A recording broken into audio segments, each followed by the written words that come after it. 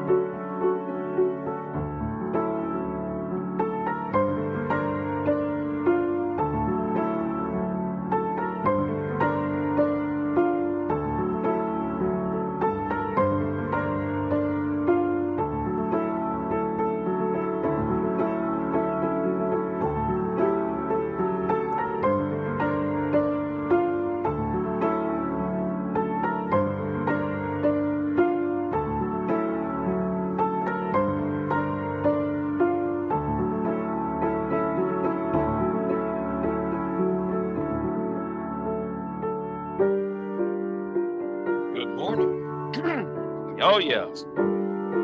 Good morning, y'all. I think it's gonna be a good day. Yeah. Anyway, let me go ahead and say something real quick. And you just heard what I just said, right? I got nothing to say.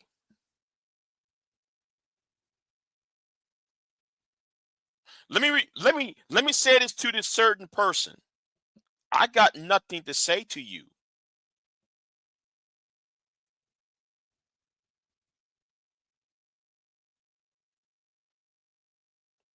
Because what y'all doing is stalking and harassing. Everybody can see that. I got nothing to tell you.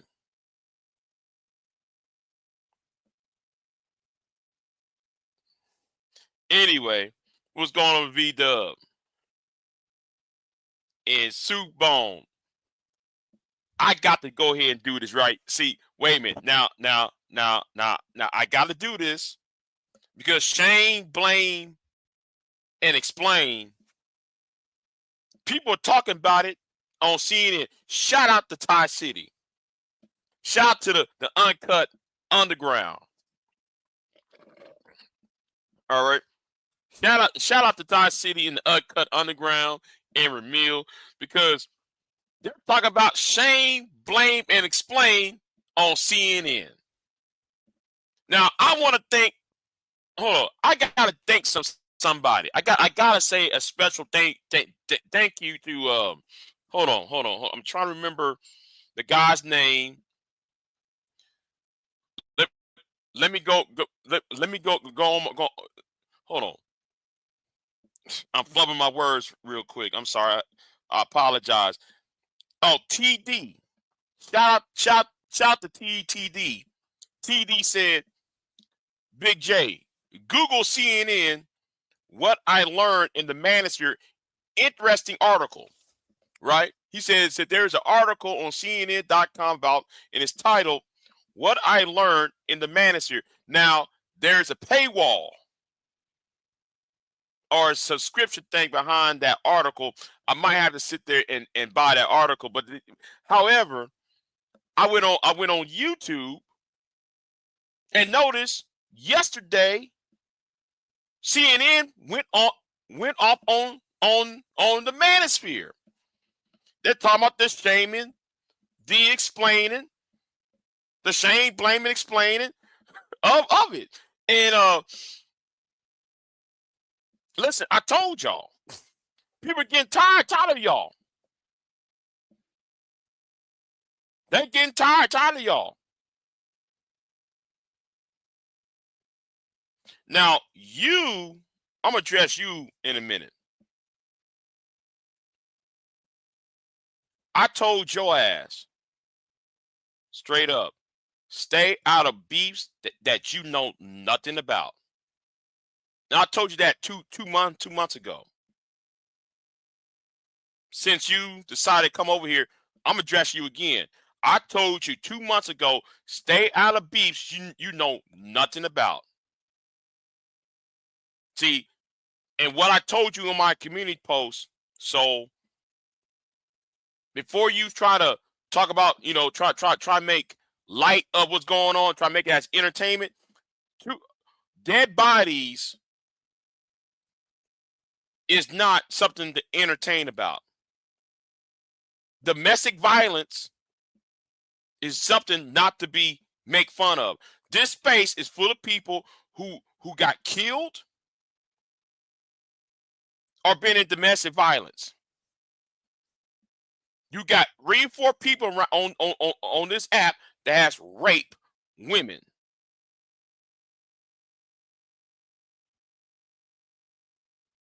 So when I'm beefing with somebody, understand it's not something. Oh, I'm just doing it because. Oh, I'm doing it because.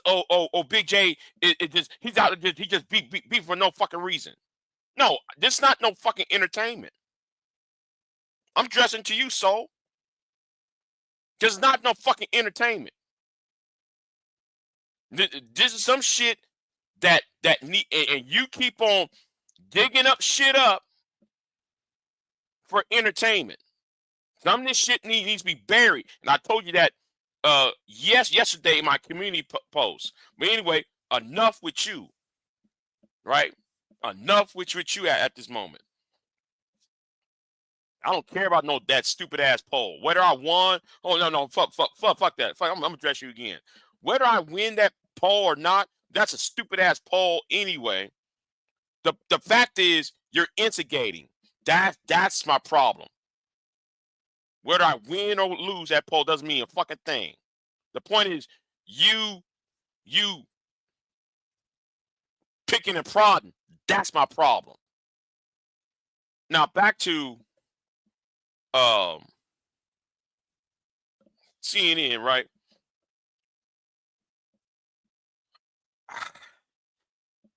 I'm going to have to do something, right? I'm going to have to do something because that article or that video rather, they need to do an extensive research on that. And I might have to sit there and you know what? I'm about to contact a certain doctor who was in this space, the certain man who had a doctor's degree. He did a thesis on the Manosphere. I might have to contact him because I wonder if CNN had contact him though, because he write all the articles about it. But anyway, let's keep it moving. Though I got to talk. I got. Anyway, we're gonna talk about shame, blame, and explain on CNN. Oh shit. Where is it at? Yeah. Shout out to TTD for bringing this to my attention. I was going to talk about this Texas law about child support. And I might do another live stream about that Texas law.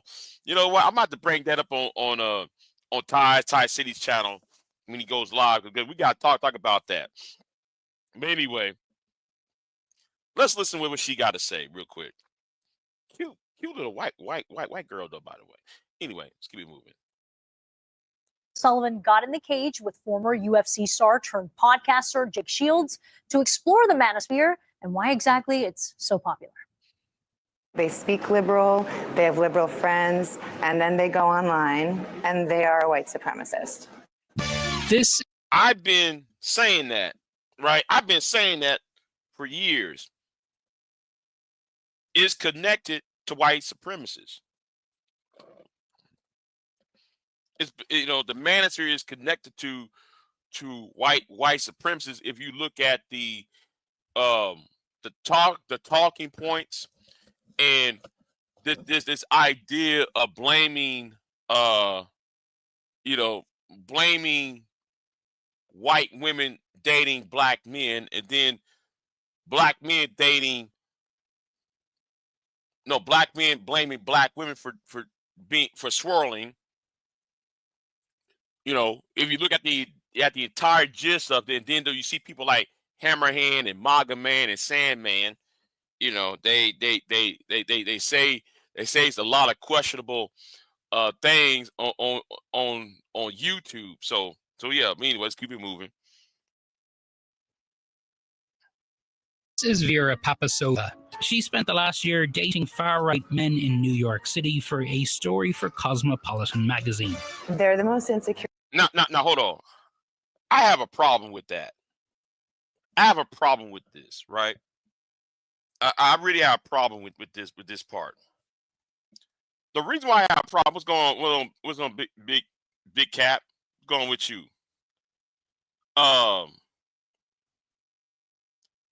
Why would you work for a magazine that tell you to? Let me say it in a better way. Let me say it in a better way. They pimp you out. Yeah, I say it like that. They pimp you out to date these men, who is undesirable. I wouldn't do it. I'm sorry, I wouldn't do that. But anyway, you know, I had some integrity. Anyway, let's keep it moving. Pure men I've ever sat down with. It was really difficult to have some of these dates because they were so insecure, because they don't really know who they are and they don't know how to figure that out. She said the men she dated got all their news and information from the so-called Manosphere. They did not listen to anything else. They're only listening to independent media, and they're only listening to men talking to men. The Manosphere is made up of macho podcasters and influencers. There's no such thing as an independent female. Most women have zero concept of like money. Females don't have independent thought. It's a space where UFC fighters are among those who reign supreme. They love the UFC guys. They love the MMA guys because those guys do what they can. They're modern gladiators. They're badass. Badass like Jake Shields, a former UFC. You know, I can't stand. This is the reason why I hate CNN. Right? I hate CNN because they do things like this. It's either they always edit things, but they never want to go into the depths of the issue. They want to do this surface level. They want to do the surface level when it's very, very complex. And I'm that's why I hate CNN. That's why I can't stand it. Anyway, you know, you can't fit it all in a 6 minute story. You know. UFC star turned podcaster. All right. Now I'm starting to feel nervous. Thanks for having us. Yeah, of course. Who I met at an MMA gym in Las Vegas. Like all great MMA pros.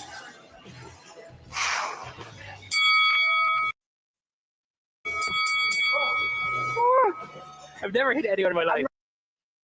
I'm punching back. KO.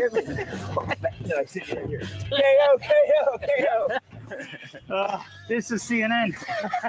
Do you miss being full-time pro, like in terms You of know, of course I miss it. To go from professional athlete, which is the highest of highs, to retirement. And I guess the podcast. And you know, I gotta say this, right? Yeah, I'm putting this up here real quick for the fair use thing real quick. Put this for fair use on this, but I have a problem, right? If y'all going to interview and do a hit piece, right? If you're going to do a hit piece on the Manosphere, you don't send some out of shape reporter. See, for me, image is everything, right? Because of social media and because people got low attention spans, right? Image is everything. So why would you send a reporter who's pudgy to be with an MMA fighter when the article, when y'all try to hit a hit piece to dissuade men from being part of the Manosphere? Image is everything. That's why I lift weights, and I'm lifting weights for a reason. By the way, I'm lifting weights for a particular reason. Because yeah, I'm gonna get my respect. But anyway, let's keep it moving. I'm sorry. Image is everything.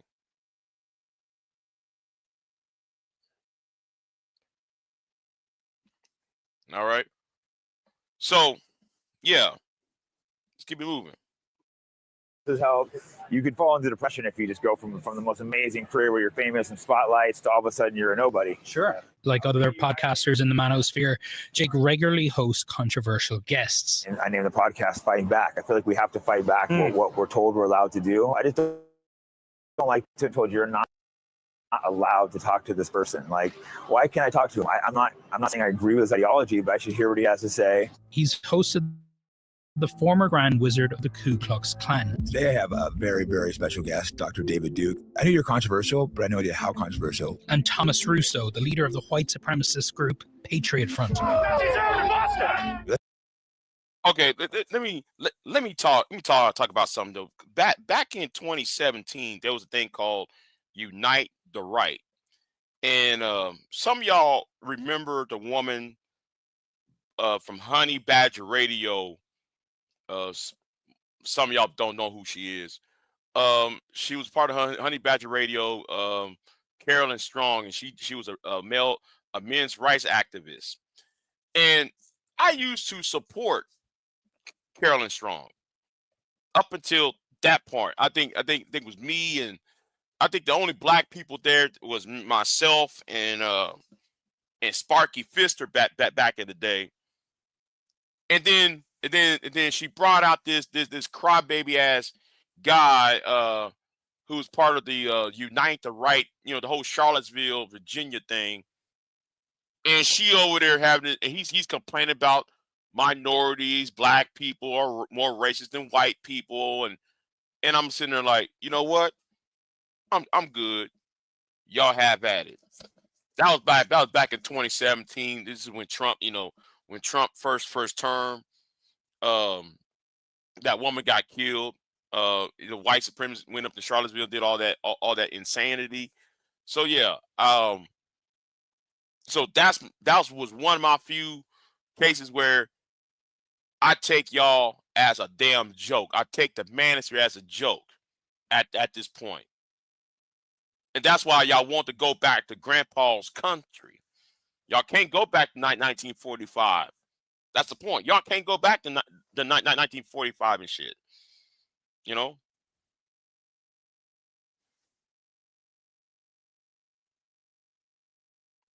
Well, Cap, remember, Cap, Nick Fuentes was helped by Obsidian. Pearl was over here with Nick Fuentes. That's why I wish that Obsidian never got flagged off of YouTube. But then again, he deserved to get flagged off of YouTube. But when Nick Fuentes was over here, when the guy from the American Renaissance, that was all on Obsidian's channel, talking about women and shit. So yes, the Manosphere is linked to white supremacists. You know.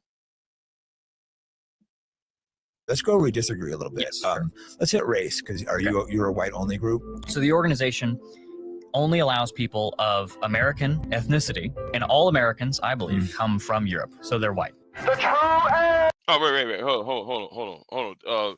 But yeah, it was black men. Ever since the French and Indian War, from French and Indian War on up to today, black men. It wasn't for black men and the and these native tribes, and the cold talkers and all that. America wouldn't exist without us. Sit down, be quiet, talking about America is just for is white Americans. Shut up. Of the American spirit, fight on! You know, I understand and talk to these guys, but I've also not brought anyone hateful. If I do, I'm going to be really on top of them. But so you saying that you haven't brought someone hateful on, right? People say, well, you brought on the Grand Wizard of the KKK. Yeah. You brought on Patriot Front. Yeah. They're hateful. No, I think those are excellent questions, but if people go and watch the actual interviews, I think they would be like, oh, this guy's not near as hateful as if I expect it. But wait, stop. That's some bullshit, right? I can talk nice and still say, oh yeah, I want to drown 50,000 people. I want to sequester a population of people. Using nice words like sequester, using words like, using flowery words so people can say, so people can be lulled back to sleep. Get out of here. All right? Get out of here with that. Vera says hate isn't what the men she dated were really looking for. One of these guys brought me to a political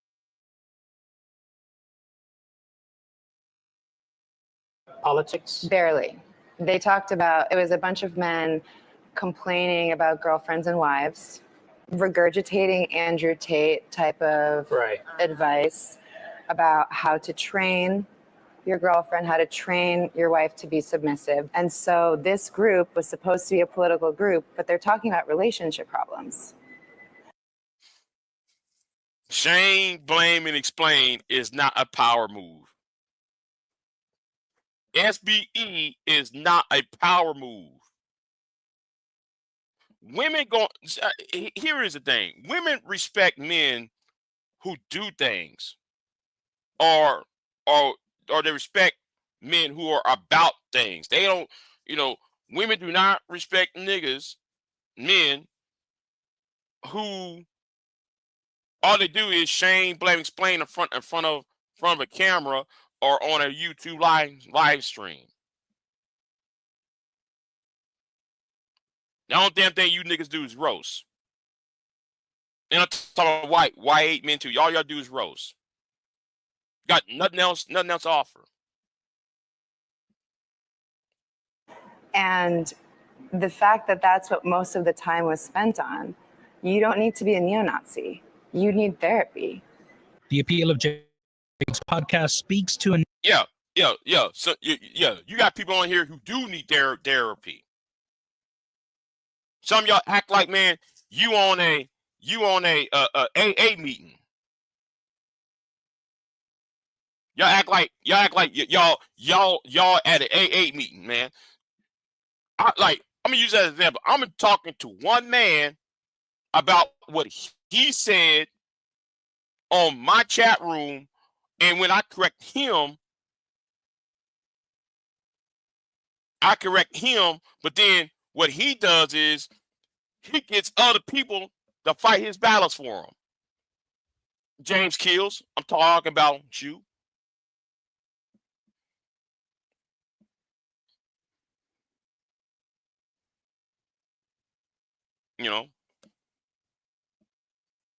And you got this idiot.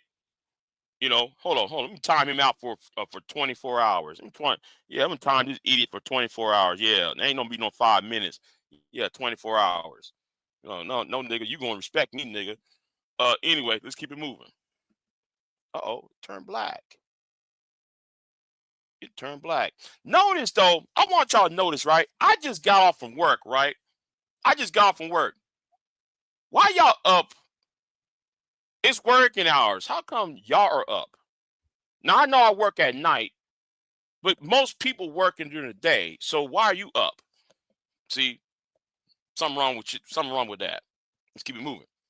Need among young men in this country that Vera says can't be ignored. You have to incentivize someone to want to be better. You can't just say, let's make men better.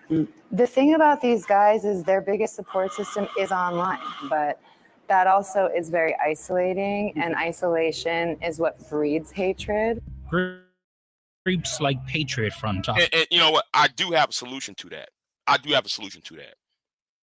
And I made this solution about a couple years ago.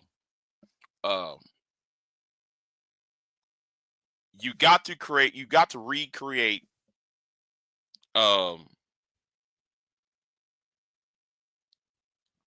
you got to focus young men to be you got to challenge them into certain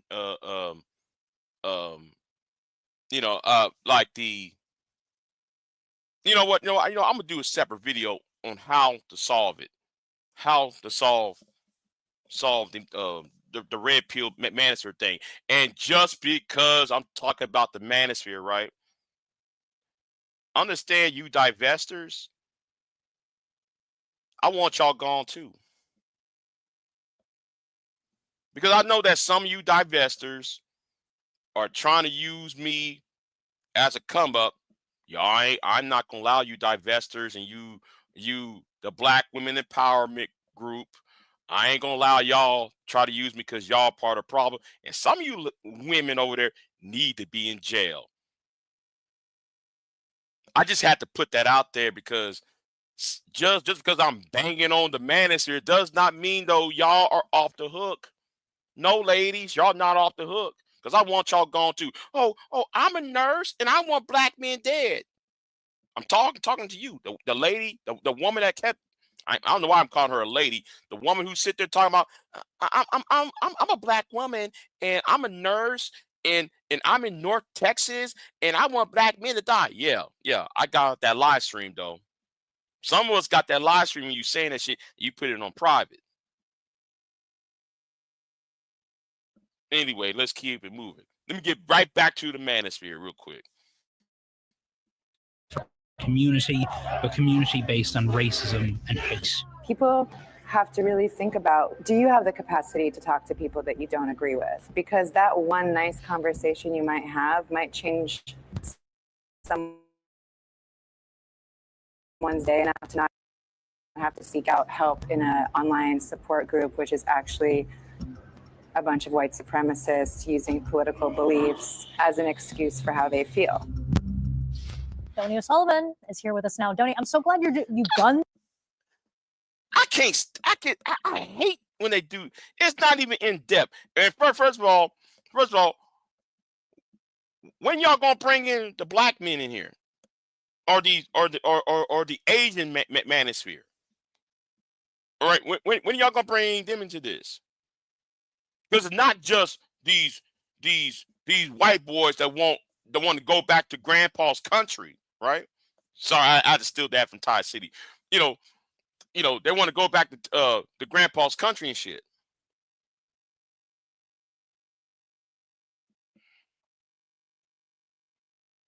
This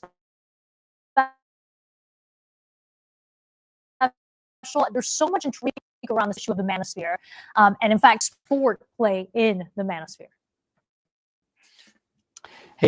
Y'all, that's the dumbest question to ask. What does this sport? No. Y'all not talking about what started it, what led up to it. You asking about the damn sport of FCC. No, not FC. Oh my God.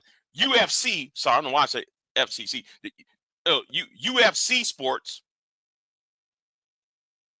UFC has nothing to do with the manosphere like that. Why don't you talk about the education gap,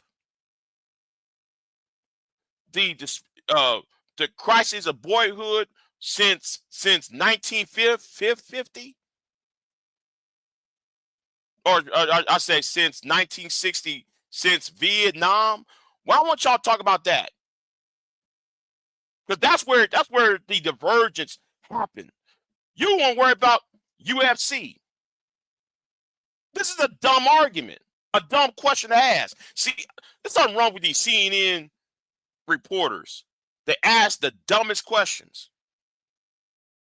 Is well, yeah, and look, we should point out at the start here, there's tons of guys who are fans, and some women as well, who are fans of the UFC.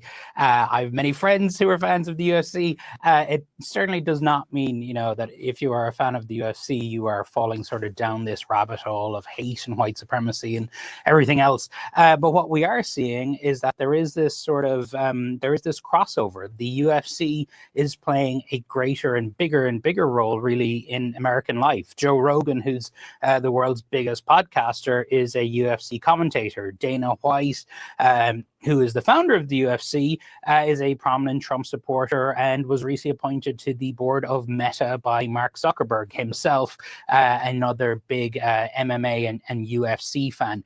And actually fighting tonight in Miami, is going to the event. We're not sure if he'll be there for the earlier fights, but fighting tonight in Miami at the UFC event is a fighter by the name of Bryce Mitchell, who recently set up a podcast of his own. And on his debut episode a few months ago, he said that Hitler was a quote-unquote good guy or a great guy. Dana White, the head of the UFC, was quick to condemn that, but you know, you can just kind of see there where Well, hold on. Soup Bone. We need to talk about that. We need to talk about that divester who's supposed to be, I'm a registered nurse, but I want black men to die. I'm still seething about that. I'm still seething about that heifer. I'm still seething about that. You know, every goddamn time. And the problem is that woman, that individual, I should say, always hides. And nobody want to call that out. See, after I'm done with the Manosphere, they need to be got too.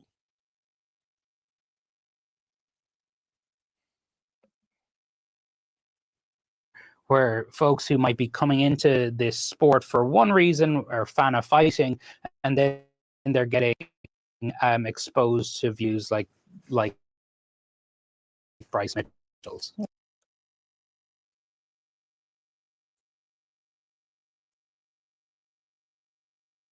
Oh, these damn ads! I swear to God.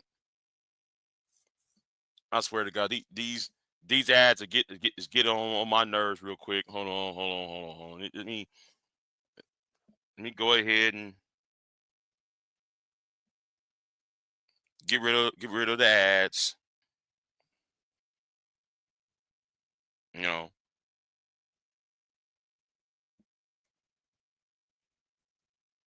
Oh, never mind. That was the end of the video. You know. May said, you know, nah, Big J, they need to worry about their people. The blacks are just doing just fine.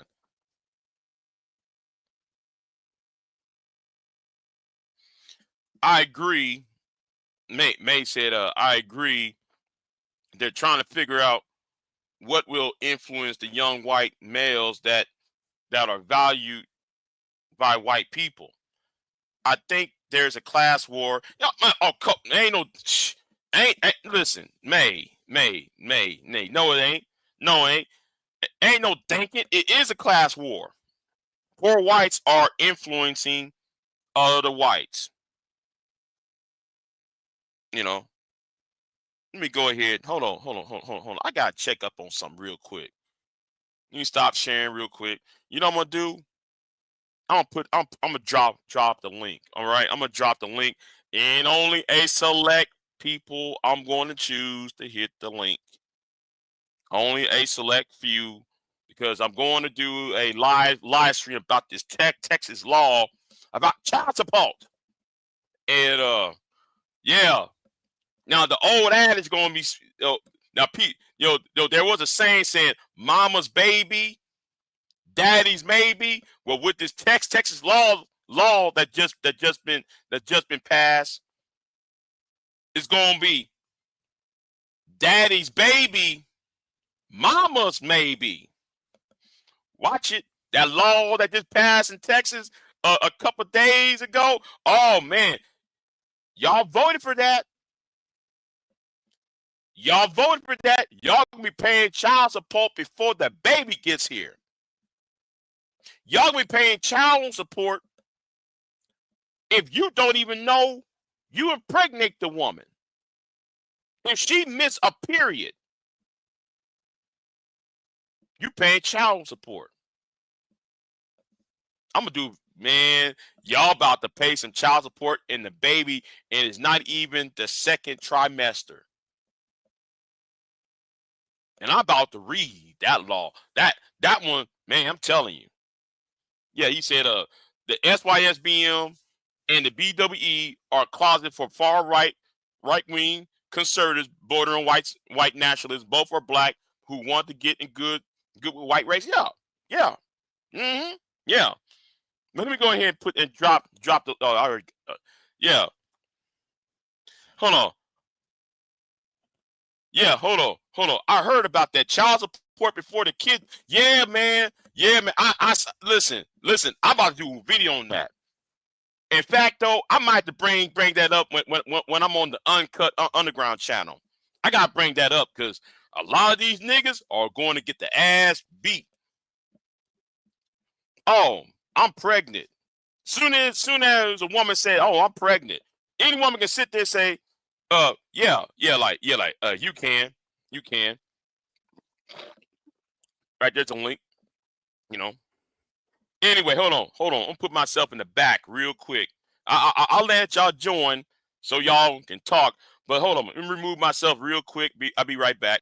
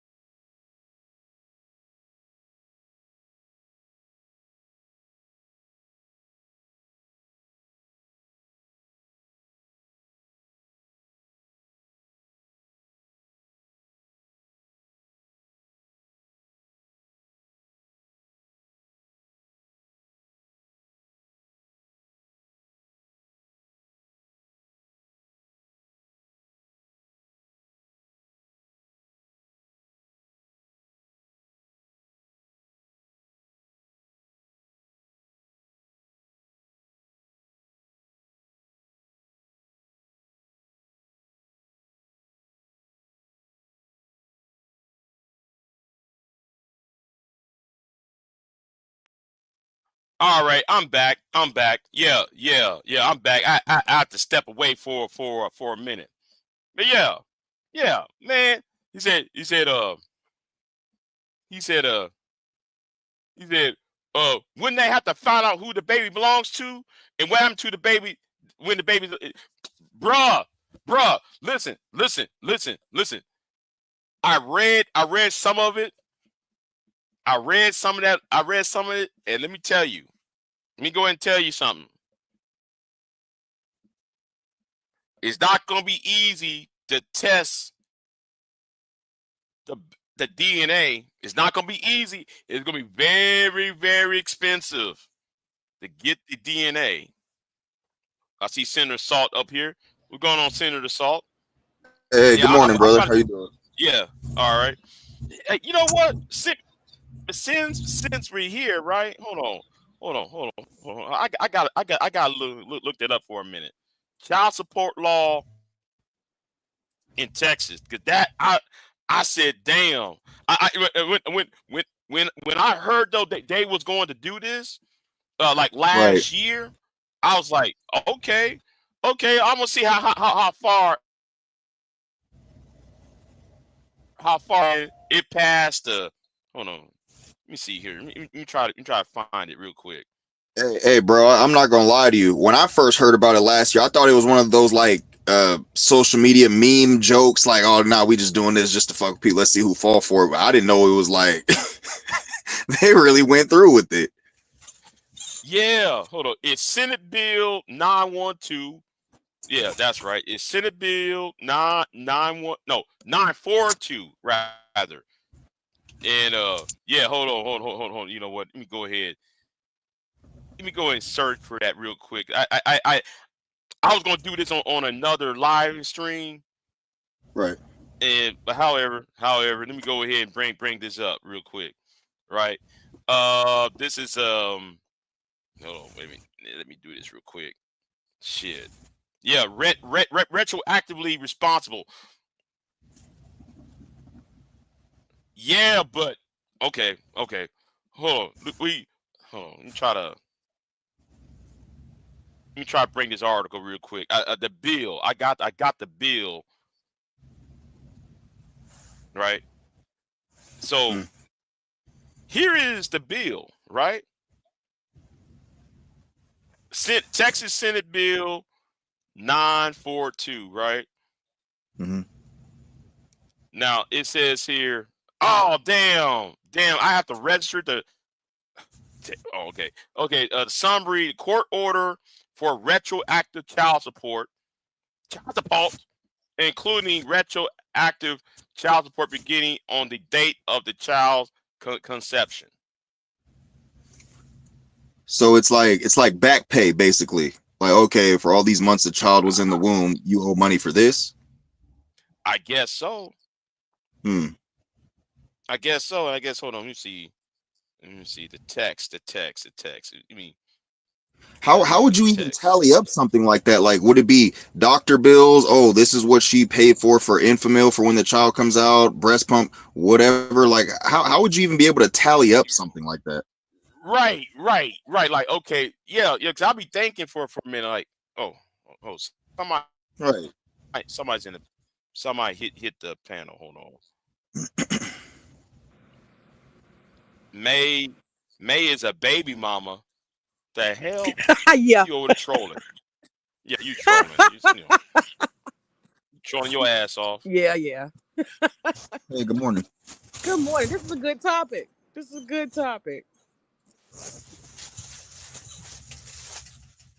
All right. Now this is the bill right here that's passed the Texas Senate. It passed the Senate, so it's supposed to take effect if signed. If passed by the Texas House, it says the act will take effect on September the 1st, 2025.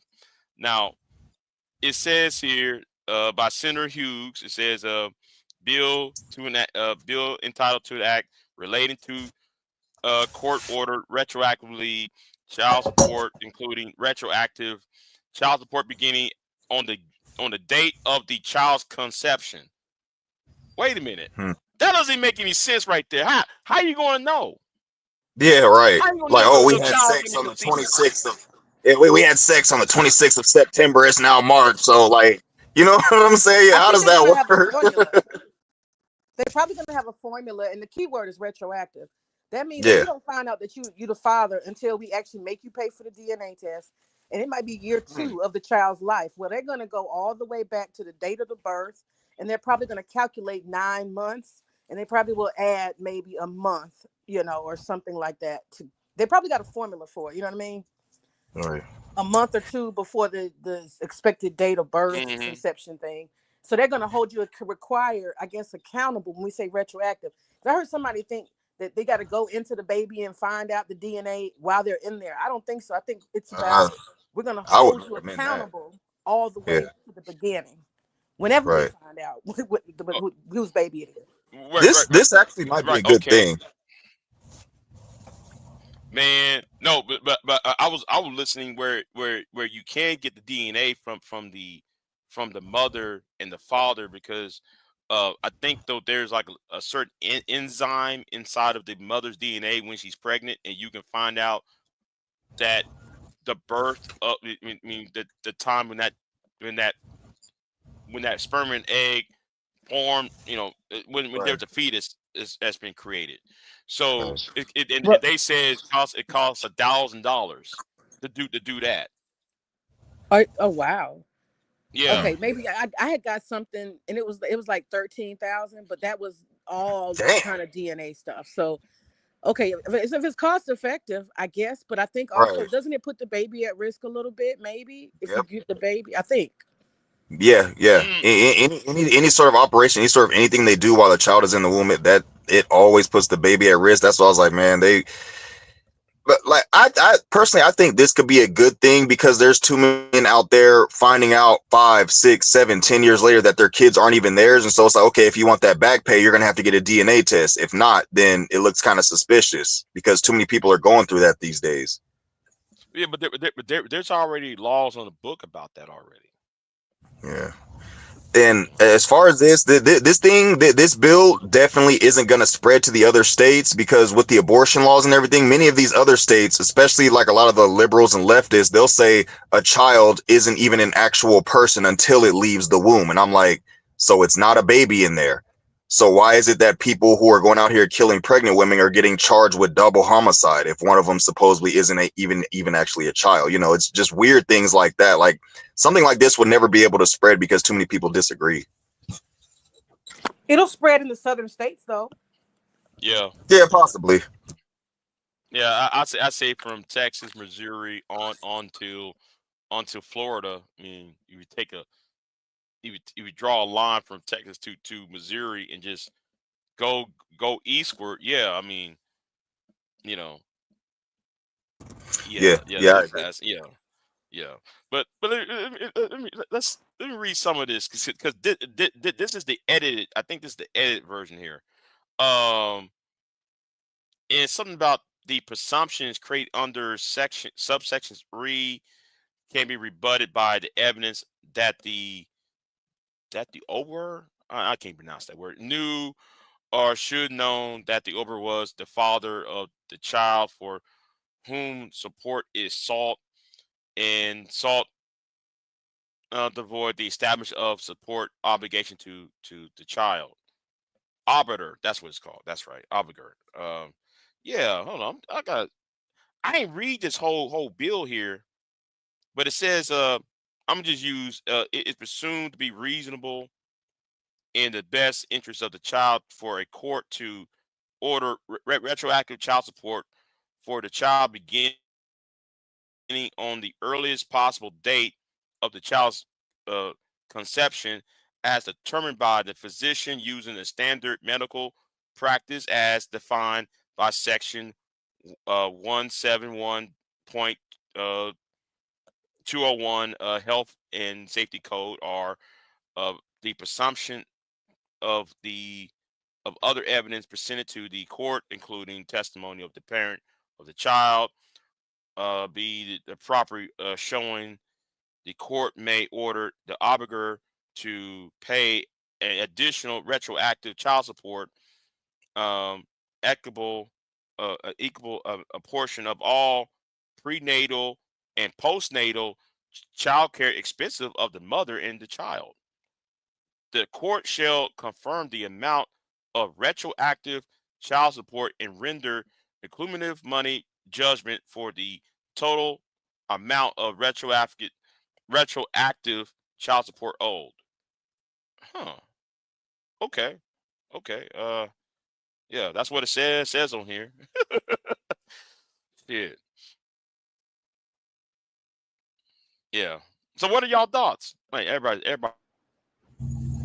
I mean, I'm glad I'm glad it's because hey, like May said, the whole retroactive thing.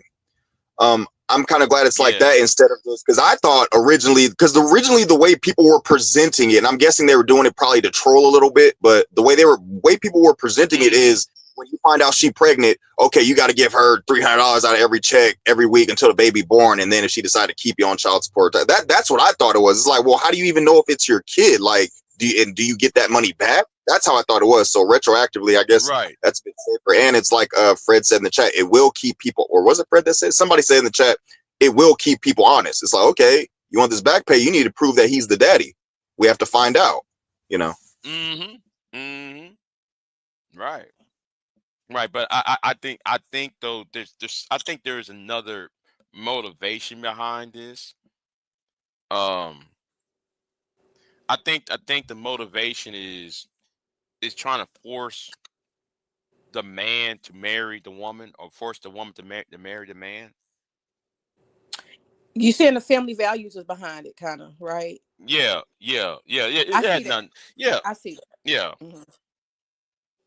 And They're showing you absolutely that either way it goes, we're going to try to legislate morality. That's definitely part of it for sure. Mm-hmm. Mm-hmm. Yeah. That's what I believe we was going on, you know. So yeah. Let me see what else. Let me read some more of this real quick. I ain't gonna read all of it. I'm gonna just read some of it. Where was I at? Subject to subsection C and D is presumed to be Oh, I already read that part. I read that already. Let me go section 2, right? Section 2, section 160.6 re 6G Family Code is amended, read as follows: if a court renders an order under this chapter establishing the man's fraternity of the child, or establishing a child support obligation of a man whose fraternity has been established by the execution of a valid acknowledgement of fraternity in regard to the child under subsection D, the court shall, on the request of a party and on a proper showing, retroactive child support is provided by section 154.1 okay, section 3, family court is repealed. Oh yeah, I'm talking about what was repealed. Section 4 is the changes in law made by this act with respect to an order adjudicating fraternity apply only to the order rendered on and after the effective date of this act. An order adjudicating fraternity governed by the law in effect on the date the order is rendered, and the former law is continued in effect for that purpose. Section 5, the changes in law made by this act with respect to the acknowledgement of fraternity applied only to the acknowledgement of the fraternity execute on and after the effective date of this act, and acknowledgement of the fraternity execute. Oh my God, why would they repeat the shit saying over and over again? An acknowledgement of the fraternity executed before the effective date of this act is governed by the law effective on the date the acknowledgement is executed, and the former law is continued in effect. And section 6, oh well, then again, it's Okay, the end of it. hold on 1 second, Big J. For clarity, I don't know if that's what you're reading right now, because I think it may be answering my question. I'm wondering, does this mean that, say I've already been a baby mama 13 years ago, I got a 13-year-old kid. Now with this law, I can go and file my paperwork and demand a DNA test, and then hold this man accountable and put him in the rears because maybe he hadn't done nothing and I expected him to voluntarily do something, but I want to do something now. Do you think that this law is going to apply to people who this was already going on? You've been had a grown ass kid? You know, I guess so, but right. So but it says here, right? It says section 160.616H family code is repealed. So it's not showing what is being repealed, because it's just showing this section of a family code has been repealed. And I'm not going to go to the Texas website and look at it, because it's tedious. It's tedious to look all that shit up. But you know, for section H, well, no, I mean, talk about the H part of the code, family code. So I'm not gonna look that up, but I'm assuming. But who knows? Who knows? I'm a laugh. I'm a laugh though. I'm a laugh at it.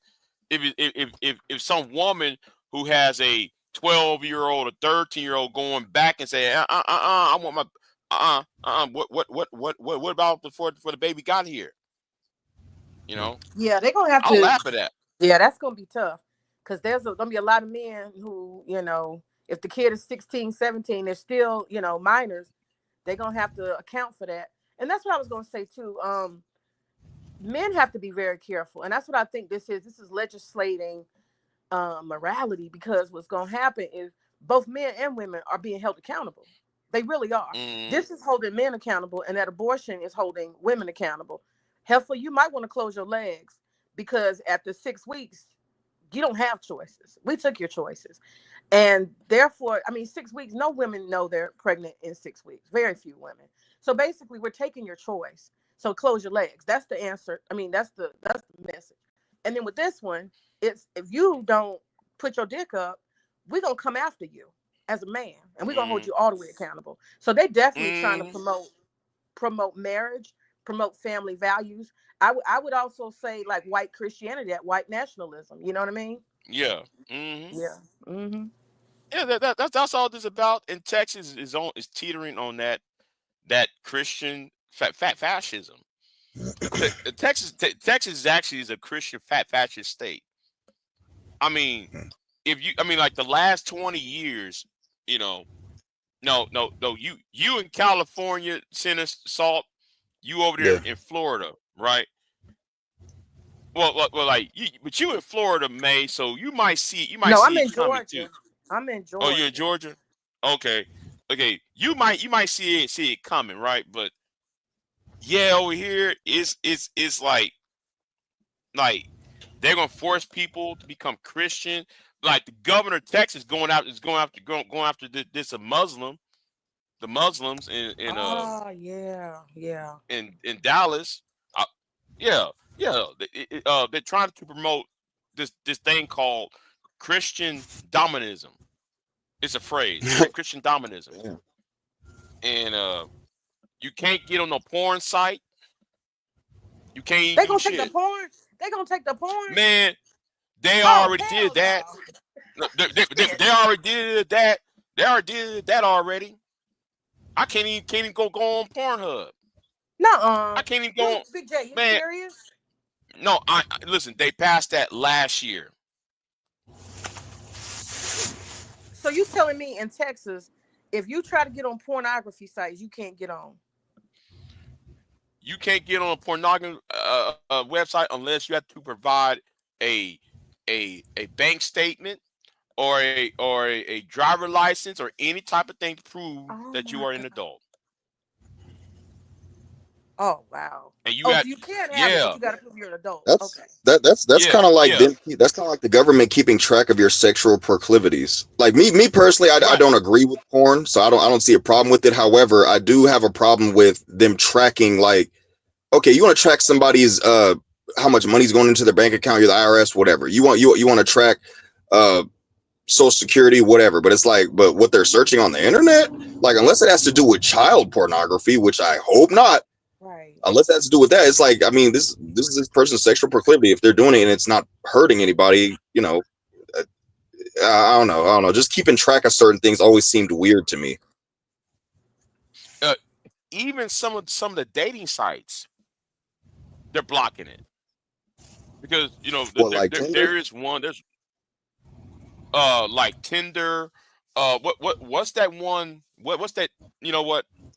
There's a couple dating websites where the women are where the people on there are kind of being more sexual in it. They're blocking that shit. Dang. But let me ask you this: do you think they're gonna pass that? I'm sorry. Go ahead. I'm sorry. Yeah. But they're going to pass it, and Greg Abbott's going to sit there and sign it. In September, it's going to become law in September. Yeah. So I think y'all are playing the Southern Test Dummies. Usually Georgia plays the Southern Test Dummy, But I think y'all are Mhm. playing at this time, and it's going to spread across the whole South. And I mean, you know, I believe in family values. I'm not Christian, but I definitely believe in family values. And a lot of the stuff that I see people doing, it just disgusts me. It really does. But I'm not a fascist in the sense that I want to legislate what people do. But you know, it's sad because I get a hard on with the idea of it. I'm just being honest. Like the idea Mhm. of holding people accountable. But you know, it's difficult because you want to have a productive society. But I think this is the thing. And in a way, as long as the state is giving you the tools to hang each other, okay? When you guys want to be Right. baby mama and baby dad, they're giving you the tools to hang each other. But you Right. could actually Right. be a civil person, a libertarian of sorts, and you could choose to handle your business outside the state. The state ain't coming for you. It's gonna take the mama to turn you in, right? Or it's gonna Right. take the man to just not pay for you to get an abortion in another state or help you with that. Oh. Oh. Wait. Since you mentioned abortion, right? Mhm. There's certain cities in Texas voted for. You know, you heard the thing of same sanctuary cities, right? Yeah. Well, they have sanctuary cities about abortion. So let's just say let's say me and let's say Angelica gets pregnant, right? And she said, I can't keep the baby forever, whatever the reason is.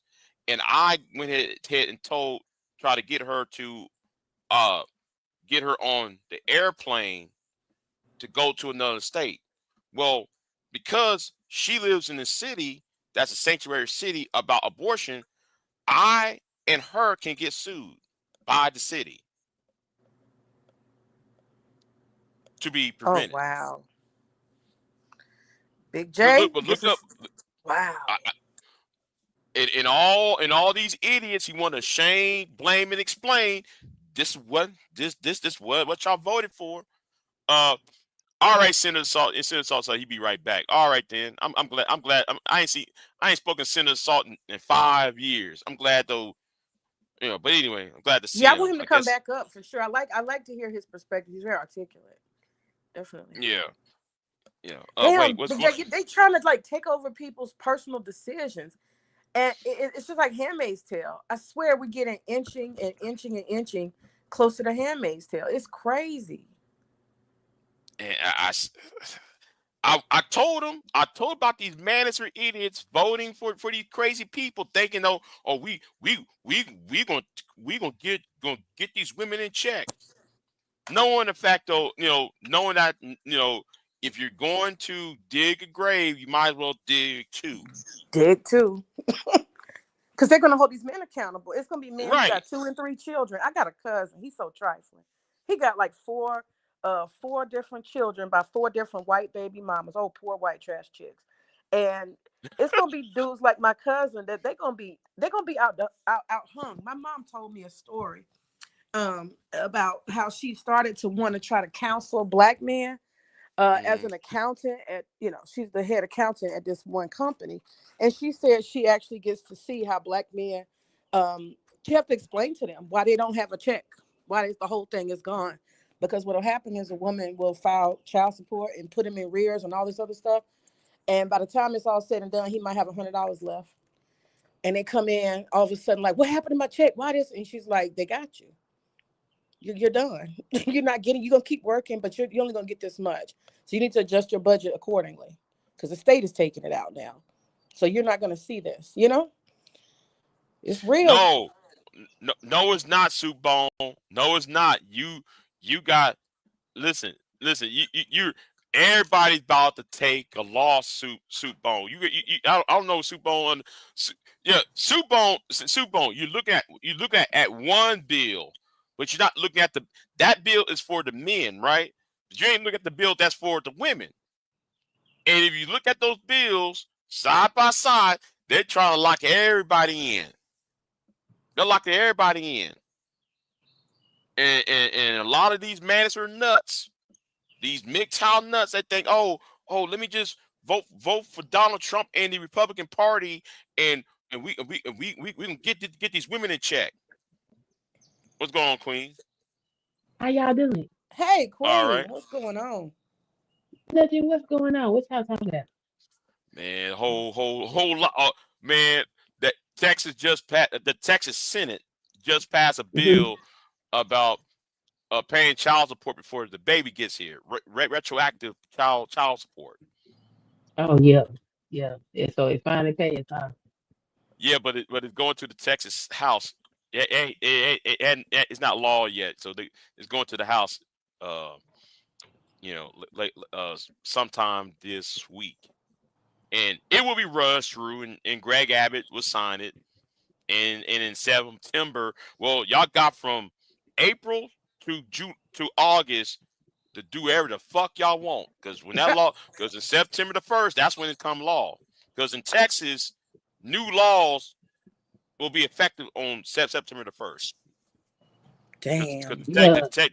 The Texas Constitution stipulates that every new law must take place on September the 1st. So y'all better do everything y'all can between now and August. Between now and August 31st. All right. That's the So Queen, what you think about that? What you think about that, Queen? That's the answer to that. Can y'all hear me? Yeah. Yeah, I hear you. That's the answer to that abortion ban. Those laws. So yeah, the Democrats drafted a bill, and so did the Republicans, and both of them had to do with retroactive child support. So I don't know why they drafted two different bills because both of the bills essentially said the same thing. But yeah, right after they repealed Roe versus Wade, those laws went down. So they finally passed it. Who Yeah. passed it? Who passed it? Which bill was it? The The Democrats or Texas the Senate. Republicans? Yeah, but Republican who bill. sponsored the Republican bill? Okay. Senator Hughes. Senator Hughes. Okay. Yeah, because the And Republicans had their version and the Democrats had their version. yeah, but you know that the Democrats was just trolling. Oh yeah, No, they was not trolling. They were serious. Yeah, but what about that bill when it said if a man busts a nut, that's an abortion. That's new. But this abortion, I mean, this retroactive child support shit is not new. No, the Democrats had a bill for it, and the Republicans had a bill for it. They were slightly different in nature. Like I think the Democratic bill was as soon as she got pregnant, if she went and found on your ass, you had to pay. And I think the Republican bill said that you can either pay it as soon as you find out she's pregnant, or you can wait until after the baby born, and she can file retroactive child support on your ass up to 5 years after the pregnancy. So Oh, they up to had 5 years. Okay. so they had little differences in the bill, but both of them had passed their versions of what's up for discussion now, right after they repealed Roe versus Wade. And I was like, look at this. See, they thought they was being funny and we control the women. At the end of the day, men are responsible for that which they create in a Western society. It is what the fuck it is. Y'all gonna fucking pay. Y'all want to sit up here and tell these women they can't have these babies. You can't just go around busting nuts and bitches' knees. Oh yeah, and here is the bill, the text. If y'all want to go to text, I put it in the private chat as well, Queen May. If y'all would really want to, and also Angelica. So this is the bill Also, right here. So this is why I have a problem is because they don't have honest conversations about why things are the way they are. Like they shame women for being on trying to get child support. They shame women for being on welfare and all of this shit. But all of this shit was to protect women and children from the poor behavior of men. And they don't discuss that part. Like all of these things were trying to put a fix into being not doing what they were supposed to do. And I was like, if y'all think that they're gonna take abortion away, and men not gonna have to pay for that shit too. You got another thing coming. but like, you know what though? What? I think though, I think the next round, I think the next go around, I Mhm. think they're going to take away no fault divorce. It's coming because I mean, why do they matter? hmm? Why do people care? You talking about no fault divorce? Yes. What is the big deal about no fault divorce? Well, I can answer. okay. I can answer that question when you get done, Big J. When you get done, I'll answer that question as a person who's been divorced. Go ahead. From the aspect from the argument is that there's no due process on why she divorced him or why that man or woman divorced their spouse. It doesn't need to be said why. That person can say, well, I'm not comfortable anymore, right? And in that's more the issue than also because that there's no why. Women can just jump up and go, because back before 1967, when Ronald Reagan as governor of California passed no fault divorce, women have to find a reason to leave. Women have to find a reason to sever that that union. That's why. But now, after no fault divorce, women mostly women can just jump up and say, "Oh, I'm out of here," without all the proper circumstances and all that. She can just leave. She can get her last name back. She can do all that. Okay, for all intents and purposes, and May, I'm gonna let you speak after me, right? Let's use Tina Turner and Ike, right? Tina, if no fault divorce didn't exist, Tina would still be married to Ike. What do you mean? He was beating her ass. That's a reason to leave.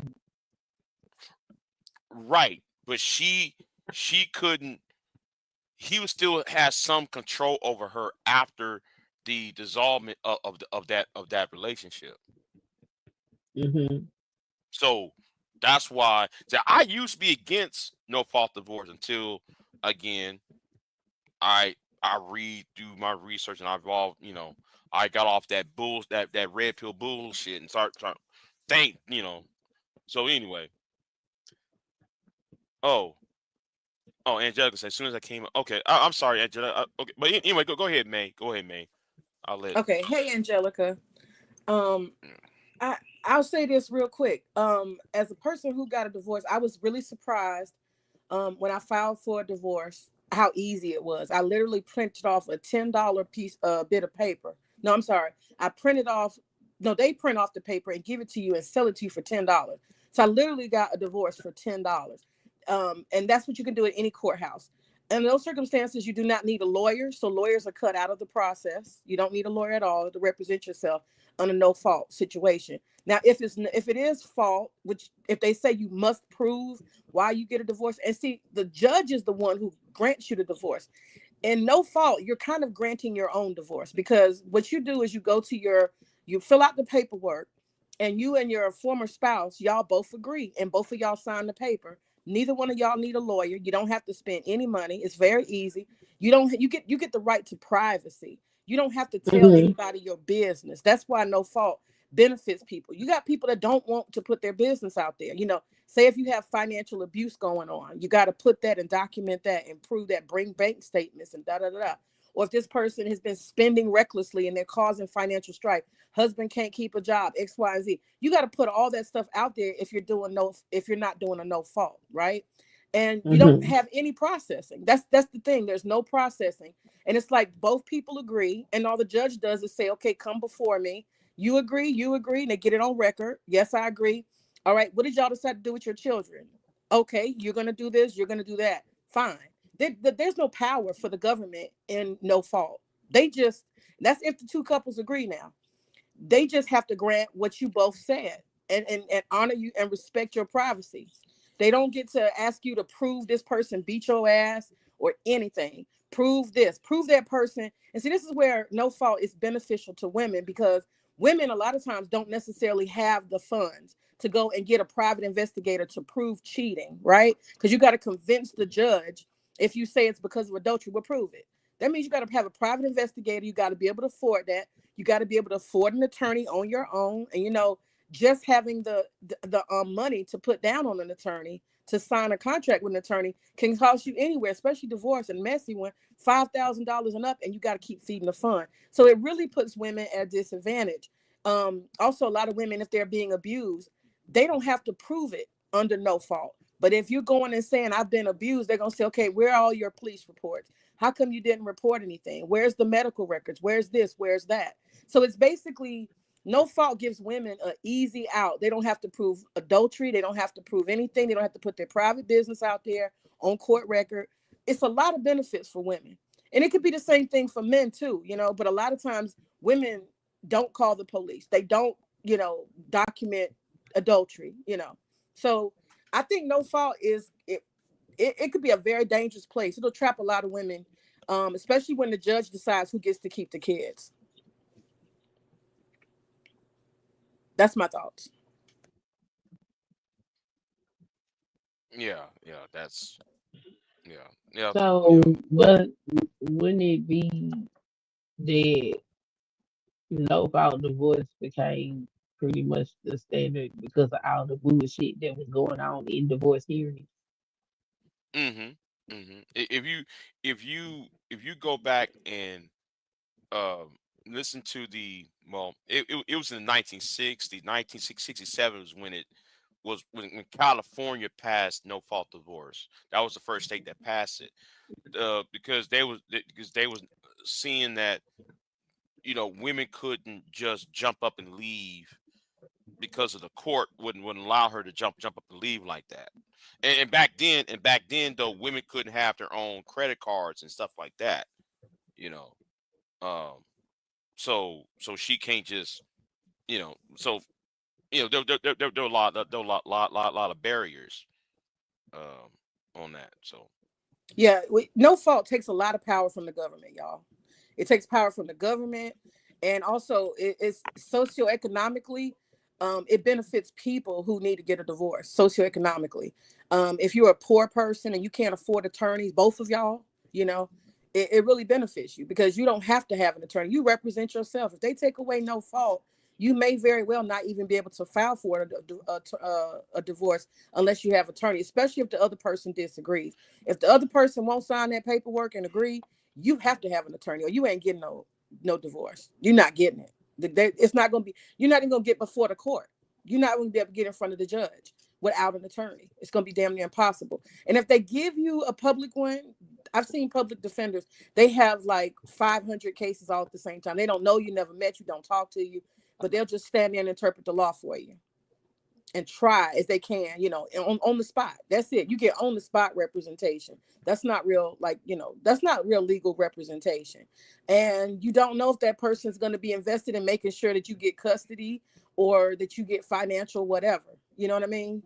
They're going to just take the easy route because they got so many cases. So I think no fault, if that leaves, that's going to be very dangerous. Now, this is another aspect I thought about when it comes to the Medicaid, y'all. Check this out. What if they decide to take away birth control covered under Medicaid? See, it's coming. It's coming. And you know what? I haven't even tracked project 2025 because it was so depressing. They were about, the last time I checked, which was last month, that was like 36% pass. You know, so I was depressed in that rec amount of time that how much they accomplished project 2025. So yeah, it's coming, you know. So, but I actually warned people about this organization called Attic. You ever heard of that organization, May? Called Attic? No, I never heard of it. Okay, Attic was around when Bush was president, right?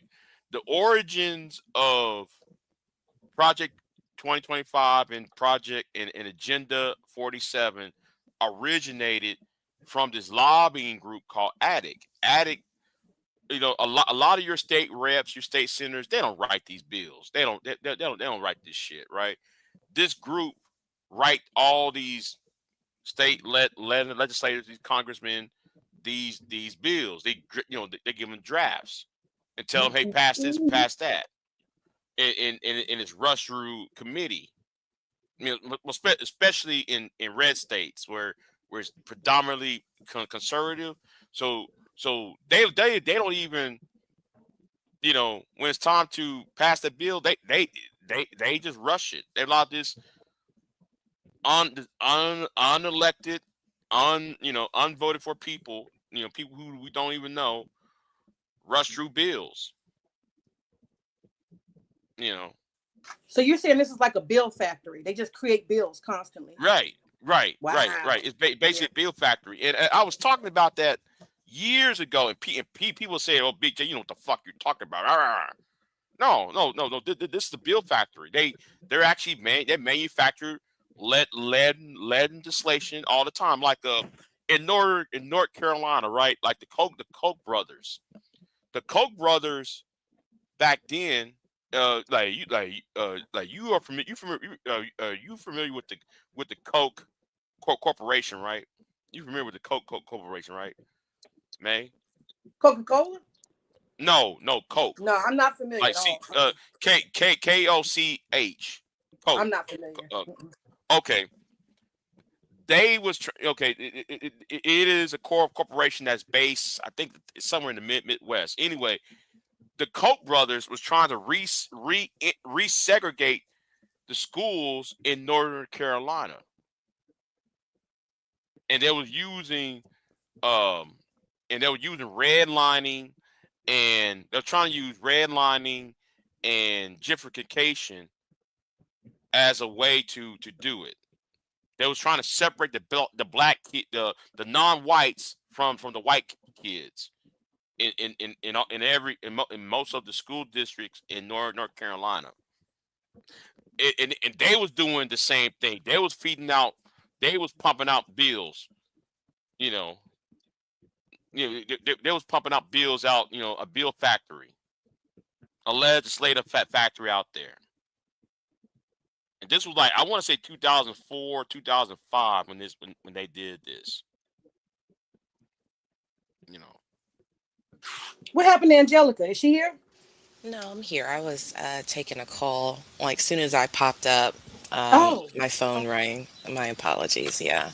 Oh, you're fine. I was so curious of what your thoughts were. Well, firstly, good morning, y'all. Good morning.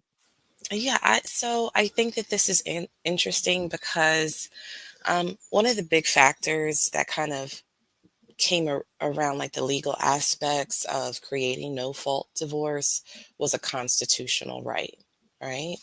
Like when it comes to people's privacy and ability to move freely, like no-fault divorce was essentially created because it was the understanding that, especially for disadvantaged spouses, whether it be male or female, that they have a legal right to leave a marriage if it no longer serves them.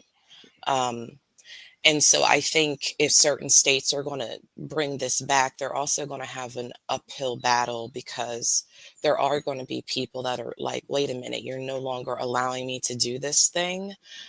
What you're also doing is impeding on my constitutional right to move freely in this country.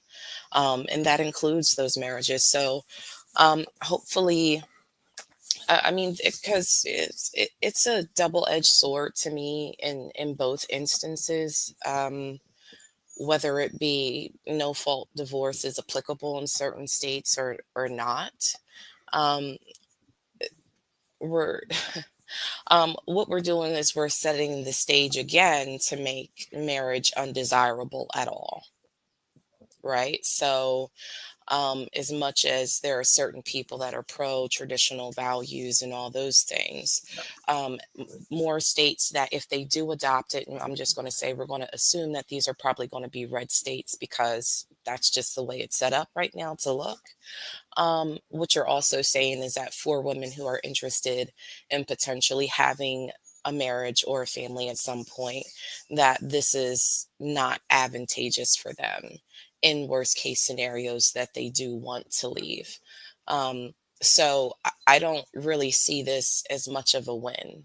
You know, like it may be a short term win, but I think regardless of where women stand on their personal belief system, what they want as far as family, marriage, etc., all you're doing is just giving women more excuses to be like, yeah, no, I did, but now with this, I don't. So I think that it's unfortunate that, you know, the government is prioritizing or giving the illusion that these things are hyper important for them without actually looking at the root causes of why these things were created in the first place. No fault divorce was put there for people, like you said, pure, like for people who were financially disenfranchised from entering into the court systems for it, and also the burden of proof, as far as like creating or trying to prove, you know, because it's hard, especially back then before it was legal. It was hard for a woman to prove like financial abuse, things like that, if she herself didn't have access or legal rights to have accounts, without like their spouse co-signing for them and whatnot, or proving because they don't have access to those accounts to show that, yeah, they were spending all this money here. But if you're not on the account, you can't even gain access to it. So to me, all that it's really saying is just giving more girls reasons why they shouldn't be married and they shouldn't get into families, which is really really dangerous right now in like a global social dynamic, because, you know, as much as people want to complain, or I'll say men, red pill rhetoric wants to say, oh, well, you know, women aren't having babies because they're in our hot girl summer or whatever. This is like a global thing. This is not just modern countries. There are more women either having children at older ages or not at all, or if they are having children, having one, right? So this is a global issue. A lot of countries, governments are concerned that women are not having enough children to replace the need to take care of, if they have Social Security, whatever entitlement services, benefits for their seniors that are aging out of the workforce. This is like a global problem. And a lot of it has to do with economics, right? But you know, if you want to cook a country, you do shit like this and cook a country. So I mean, Texas will do it, and then a lot of other states will follow up because, you know, traditional values and shit. And the girls will just opt out. They'll just opt out. Hmm. Yeah, and you know, you know, I do see a backlash coming. A backlash is coming because you're right. I mean, you know, if this ain't making women, no, women are not even having babies now. After this, women surely ain't gonna have babies. They be like, they surely ain't gonna think about that. You have more women who are thinking about not thinking about children, ain't gonna have children. You know, I agree So that they that's a talking about backlash. I agree. That's they're definitely talking about getting rid of no fault divorce. huh? I said so they're talking about getting rid of no fault divorce. It will. Well, like they was talking about it 10 years ago, and I'm thinking Oh, looking at the trends, I think though that's gonna be the next thing in 2028 or I mean, 2026, I 2028. I don't think so, because that means that people they get up here and do some of the most egregious shit in a marriage is going to be public record. I don't think nobody wants it. they don't really care about people. They're trying to legislate. They're trying to legislate morality and order in their Christian, you know, concepts or framework. And that's what I'm saying. I don't think these Christian people with these particular personalities and public personas is gonna want their dirty laundry out in the streets. Because typically, when it comes to divorces, it's not women that's out here doing the most. Typically, usually these men. So I don't think men with money and power is gonna be sitting up here advocating for no fault divorce. Now these broke niggas might, but Well, these men well, that got means, I don't think they're gonna do that. I disagree because I think that because because of the structure called patriarchy, right? Um, the men on the top really don't care. Like let's just use Jeff Bezos, right? Everybody know he was cheating, right? It ain't phasing him. All right, he's not phased by that. But you let Reverend Chicken Leg at your nearest Baptist church sleeping with Sis or Odell over there. Well, he's fucked. Not Or Sister Odell. Not Sister Odell. yeah, man. He fuck around on he fucking with Sister Odell in the front church pews while the first lady's on the other pews. So these pastors going to get fucked. The warehouse bros, the warehouse niggas, they gonna get fucked. Having their business out there. Well, I saw him. He's down low. Uh-oh. Y'all remember? There ain't no amount of money you too broke to escape from being down low. If some woman to divorce her husband and say, hey, he's down low. He's gay. He ain't straight. He's broke. He can't escape that. Jeff Bezos or somebody who's wealthy, he can. All that money could cushion all that. And say, so what? I'm still rich. But notice But wealthy anyway, men tend to make agreements behind the scenes or do NDAs as well. So right. they have some kinds of protection. And wealthy men who don't want their business out there, they don't want to put it on court record by doing, what is it called when you profess everything? Not confession. They don't want to be on stand. You know what I mean? Mm-hmm. They don't want to have to give testimony and put that on court record. What they will do is they will come up with a contract, a divorce agreement, kind of like here's how much money. Mm-hmm. You know what I mean? So that's how white particular elite men will probably handle the fact that no fault divorce. They'll say, well, that means I'm gonna have to get this bitch something so she'll shut up, get her to sign this NDA and she'll never talk about it. And then I'm gonna dictate. Again, patriarchy will come in because he's the one with the money. Just like Elon Musk, look at what he's going through with that lady. I bet he wish he had her sign an NDA and protected himself because she's got a little bit of power because she's holding his reputation as a sorry ass father over his head. But he's trying to buy her off with money and it's not working. She wants more, apparently. I don't know. I mean, he has more to give her. I mean, she going run that horse until it kicks the fucking bucket, and that's his ignorance, right? Maybe he should have chose better. Maybe he should have used a condom, right?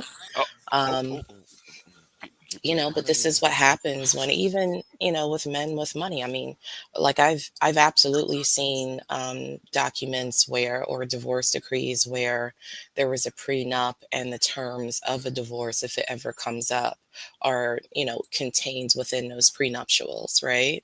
And I think some people do that just as like a protection, like, if these things happen, you're entitled to this.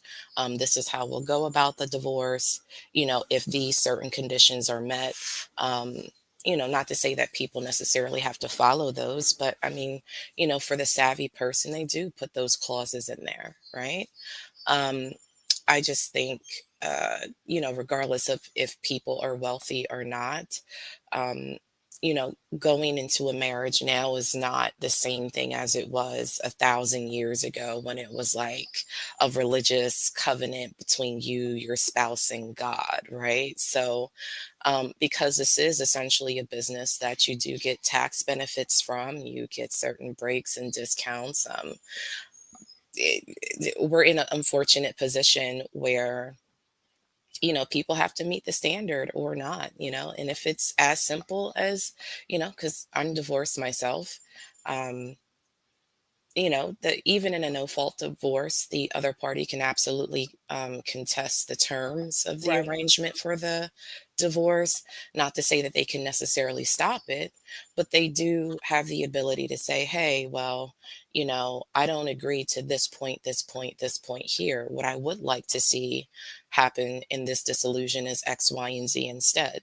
And those things can absolutely, so it's not, you Right. know, you know, there is a little bit of pushback that the other person can give, Can give. Yeah. but it just doesn't stop the divorce, unfortunately. Well, let me ask you before you continue. Did you have like a, not to get in your business, but did you have a no fault, easy, kind of breezy, just move through it so everybody signed? Did you have that situation? So I did go the no fault route, but you know, like a lot of women who marry men who believe that they're being divorced for no real reason, he contested everything. He made Oh it shit. really, Wow. really obnoxious and kind of dragged it out a little bit, but um yeah, it was a mess. It was a But whole the judge ended up granting it anyway, nonetheless. yeah. Hmm. Okay. Interesting. Yeah, I've never heard anybody who's had a contest. You know what I mean? I just don't know about it. I'm sure it exists, but I hadn't heard anybody who had, you know, somebody say, "No, I'm not signing that paper." So that's interesting to hear that somebody can try to put up a fight. I'm sure they can, you know, Yeah. definitely. I mean, legally they have the right to like dispute the terms of the dissolution. They can put their own, like they can make allegations, you know, I'm alleging that my other spouse did X, Y, and Z, so therefore this is what I want in this dissolution.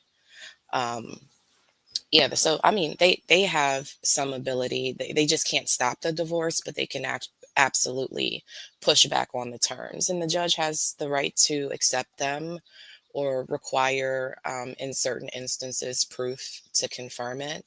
And a lot of times, like if you go through, I mean, I don't know what everybody's industry is, but if you're required to look at those kinds of documents, you'll see like affidavits, statements of facts, you know, financial records. I mean, you'll see all of that in no fault divorces as well. Mhm. So it's just that it lacks the attorney being involved in some cases, but I mean, but there are still people that have attorneys that still file for no fault, right? Mhm. So I mean, this is what happens when we make marriages a legal thing. Yeah. So does a judge push mediation? Is that what he does? He says, "Oh, well, y'all go mediate and then come back." Do they do that?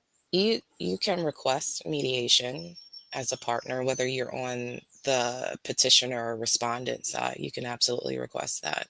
Okay. I don't know if it's applicable in every state, but I know in my state you can. Okay. Okay. Yeah, I agree. I think that it's going to be another reason when women just say to hell with it. And we already hear that in the red pill spaces. You know, everybody's paranoid about marriage. I don't want to get married on paper and all that type of stuff. And I think that's the takeaway from this. If people become libertarians, not in the political sense, but if you become a libertarian in your own life where you say, I'm going to keep the government out of my business, who I have sex with, how I have sex, what birth control I have or what I use and don't use is going to be my personal business. I'm not going to require the government to play any part in that. My relationship will be my business. It's not going to be government sanctioned. The more you keep the government out of your personal business, the less power the government has over you. And you have to opt into this government control. That's the interesting thing. Like even with taxes, people don't realize that you're telling the government to take your money. A lot of people don't know that. The tax code is built for you to tell the government what to take. A lot of people don't get that. Yeah, I come across that a lot, you know, asking people, do they calculate, you know, how much they'll pay in federal income tax, the whole shebang, you know, at the beginning of the year. And they're like, no, I just, Don't I say too just tell them, much. Don't I just say tell too them to take it out, you know, and I'm like, oh, okay, you know, because I like my money in my check, right? I don't, I don't want to have to wait for whatever I've overpaid to be returned to me in some refund. I want all my dollars in my pay statement. And so, Yeah. there are certain people that are just kind of used to doing the things because that's what, and nobody's ever told them otherwise. Like, I mean, I've talked to people and they didn't even know that you could calculate what you're supposed to pay based on your potential yearly earnings for that year. Right. They didn't even know that was a thing. So I come across that more often than not. And then there's some people that know, and it is what it is. But I Yeah. mean, And then you got people like Donald Trump who they know tax code so well, and they have these well-paid accountants who know the tax code and how to not pay any taxes, just like Amazon, right? Yeah. So, yeah, there's all kinds. Yeah, yeah. But yeah, I mean, that's just the way that it's set up. And I don't know what the boys are going to do when, they're meeting women and, they live in a certain state where no fault divorce is a thing, per se. And then they're really interested in this girl and they propose and she's like, nah, bro, we could keep doing this, but anything else is too much. Well, Angelica, do you think, and Queen, do y'all think that this is mostly to control white women? All this stuff?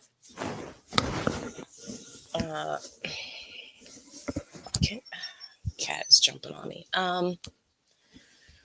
I mean, but that's been the entire problem to me. Like, it's always been about controlling, like you can go back prior to fucking Christianity and look at the codes of Hammurabi and see that women were always relegated to second class citizens, right? Their job was to do stuff in the house. They didn't really have a social, they didn't have any social autonomy to help dictate what was going on in the community. It was like, grow those crops, take care of those pigs, teach those babies, and shut the fuck up. And if men want to get back to that, that's fine. But I mean, unfortunately, you've given women at least 50 years of being able to be, and which is crazy because like I was at a convention and we were just looking at legal precedent as far as like women and their rights. Women have had generally 50 years fully of being able to move free without any restrictions, whether it be economically, marriage laws, whatever, social, civil rights or whatever. So 50 years. So women that are 50 and under are really the only generation that have been able to move freely, period. So all it takes is 50 years for women to be able to do whatever the fuck they want, and then the boys are losing their goddamn mind. And I think that that's interesting when, you've had the ability to tell women what they've done for fucking millennia. So, unfortunately, you can't go back. You can't unleash agency to a group of people and then think that you're just going to be able to even if you legislate it, right? You're just going to have women that are just going to simply opt out. Well, you can socially engineer. That's possible. You can socially engineer by conditioning a particular generation. And this is just my personal theory. I believe that, what is it, Generation A and the generation that comes after that. So we got our Zs right now. Our Zs are probably like 18 and a little bit under that. And the As that come, the kids of the Generation Z, I think they're trying to set a new standard for them. They're going to condition them. Think about the world they're going to inherit. All of this stuff will be done. All these things will be rolled back. And there's a lot more to come by the time A really gets of age. They'll be growing up in a generation where a lot of the rights and civil liberties are eroded. And at that point, you got a whole generation you can just take to that whole next level. So I think they're fighting a battle of time. And it's so sad because it's the boomers that are doing the shit. It's the boomers, these old motherfuckers, they're not even going to be here for that. They won't be here in 10 years. They'll be dead. But they're the ones fucking up the world. Look at all the people passing this crazy legislation. Look at all the damage they're doing. Look at Biden. What the fuck does Biden really have invested in the world? He'll be croaking in 5 years, you know? We're Yeah. allowing white men to do all this, old ass white men to do all. I just had a stream about that. How whiteness, predominantly white old men, are destroying the world. They destroy the world historically. That's what they do. It's a pattern. And they're not here to answer for it. Look at what Biden has done. He's not nowhere to answer. Fauci. Everywhere you look, Netanyahu, these old white motherfuckers are always the one destroying the whole goddamn world. And they're gonna croak and leave this bullshit for all the young people to suffer. It's crazy. Yeah, I mean, that's just unfortunately how it is. And hopefully with these, younger generations, um, they'll be the ones to cause change. I do think that these younger folks kind of recognize what the older people are doing and are like, yeah, we don't want that for us as adults. I know that they'll probably still be affected in a lot of different ways. Um, but hopefully they're the generations or the coming generations for change. Like I see it. I mean, I could be wrong, and there could just be a lot more status quo type energy coming out of but I mean, just talking from a parent of a young adult, they do, at least from my personal experience, seem to be more willing as far as understanding, cooperation and compassion for others, things like that. But I mean, only time will tell. Like, we'll be old kind of looking at the younger generations and kind of having thoughts to ourselves whether we've, fucked them up to the degree that there's nothing salvageable left in the world or not. Um, and it's just kind of where we are, unfortunately. Yeah. Queen, were you busy? Or She's muted. yeah, I know. I was wanting to see. She might be busy. I, I'll say this. I'll tell a real quick situation. This is kind of related. So, I have somebody in my community, and they had a child. It's a woman. She had a child with this other guy, and can y'all hear me? I can hear you. Okay. She had a child with this guy. She's in her 20s. And I remember thinking to myself, she doesn't actually live here. She's the daughter of somebody who lives here. And I remember thinking to myself, damn, aren't y'all going to get married? And I was thinking about kind of, maybe her status socioeconomically, that it doesn't look right. It's not what people would expect from her.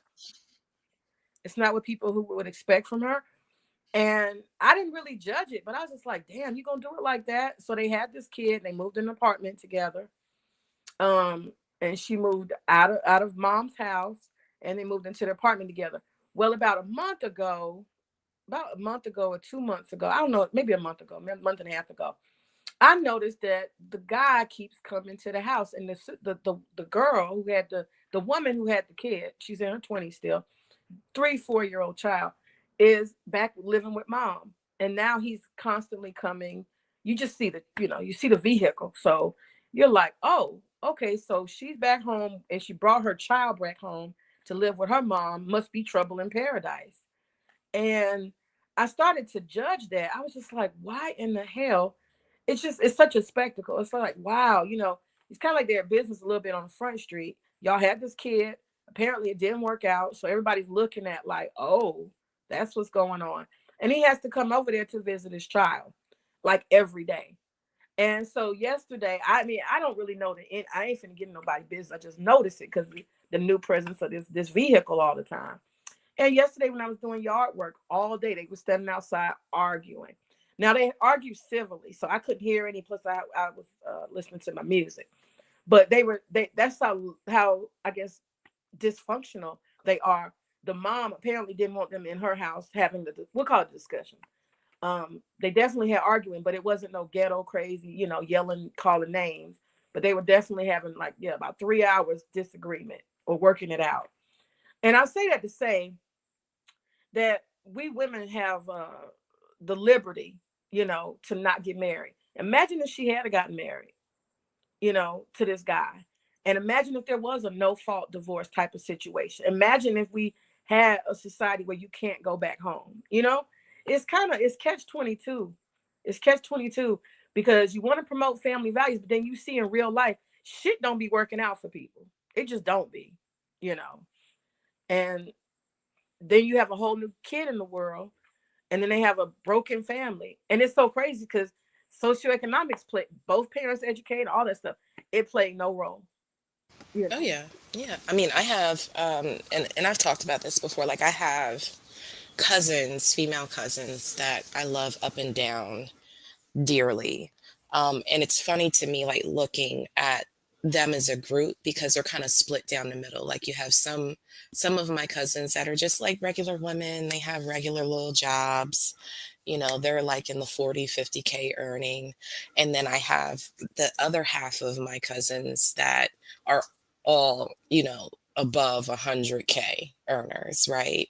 And what I find interesting looking at the dynamic of this group of women is that, and I hate to say this, but it's the truth, but the women that are the lower earners go through a lot of shit with men.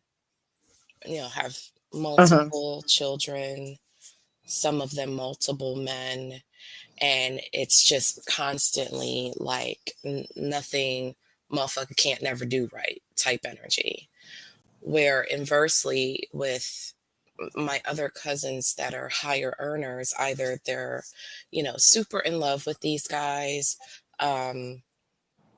super in love with them, but may or may not be actually married to them. Like one of my cousins in particular works in cancer medicine, and she's been with her long-term partner for forever, and although she refers to him as her husband, they're not legally married.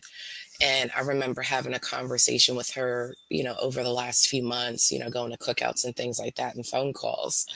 And, she would explain to me that, he's kind of pushing for marriage and, he wants it on paper and things like that. And her honest response to him is that, we're fine how we are, because I don't want to lose, because if marrying you also requires me changing my last name, I lose all of my educational credits. I have to start over. All the papers that I've written for research and review when it comes to cancer medicine, people will no longer associate those documents with me because now my last name is different. I have to go through a lot of business changes in order to be with you in that way, right? And also with some of my cousins, they are the breadwinners in these, relationships. And, the brothers, they know how to play their role. They're good guys or whatever. Don't, I'm not going to disparage them or anything like that. But it kind of is like, there's so many, like people's relationships are so complex and nuanced,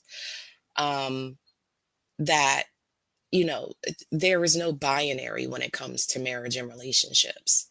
And I think that one thing that definitely red pill and manosphere rhetoric lacks is that complexity. Because what does a guy do when he meets somebody that's the love of his life, but she is working, making 5-10 times more than him annually, but he still wants to be with her? That being with her requires a certain disposition that red pill and manosphere rhetoric just doesn't know how to articulate or bring language to. And because there is no nuance in any of those conversations, then they miss out on probably potentially good women, because these women don't fit in a certain box, and it is what it is. I just feel like a lot of these guys set themselves up for failure. Although some of them may articulate this as a win, me personally, I just think that all you're doing is giving women more reasons why they feel disenfranchised from the relationship market, and they just rather opt out of it altogether. You know, I mean, you know, some women will bite, but you know, just as some women will bite, there's going to be a lot of girls that don't as well. Right. Yeah, and I think the manosphere in and of itself, I would like to say it's irrelevant, and I'd like to believe that it's very few men who are actually, you know, like card carrying and serious about that. I'd like to believe that it's mostly online, but I'm seeing evidence that it's becoming part of mainstream culture, which is unfortunate. But I would say that people need to realize that the manosphere, I think, was built out of men who are the most incapable, and the most unsuited for actual relationships. At least this iteration that's focused on relationships and marriage. Those are the most unsuitable men. And so, you know, I would say to young guys, if there are any young guys, because it seems to be a whole bunch of old motherfuckers, just like, you know, it's always old motherfuckers fucking up the world. And it's a bunch of old motherfuckers in the manosphere. These are mostly failed men. So if you look at the results of people, and then you got the married grifters, who are telling them to do opposite of what they actually did, which is live a happy marriage. It's just junk. It's trash. And I would tell any young man, don't listen to men who don't have the results. It's a bunch of washed up old ass men and incels, and they are unsuitable for relationships. That's how they got there. Everybody just about who's part of the manosphere, they're there because they don't know how to navigate women and relationships with women naturally. That's why your ass is here, because a lot of this stuff works itself out. And I would say that too. Motherfuckers be getting old. Like, you're old. That's part of your problem. You trying to approach a relationship and you're damn fucking 40 years old, 50 years old. You know, at that point you're guarded. At that point you done been through too much. You got scars. You know what I'm saying? You got burn tissue. And you're most unsuitable. You done been through too much. You done seen too much. You worried about too much. You done lost too much. You got baggage, you know? And I think that's part of it. So a lot of these people who are in these relationship conversations, they've been burned, and they're coming with bitterness, and they're creating a whole world around that bitterness. And bitterness ain't the shit you want when you're young and you got all the potential in the world and you want to be happy. I would listen to a bunch of old motherfuckers who's washed up. That's just me. That's my thought.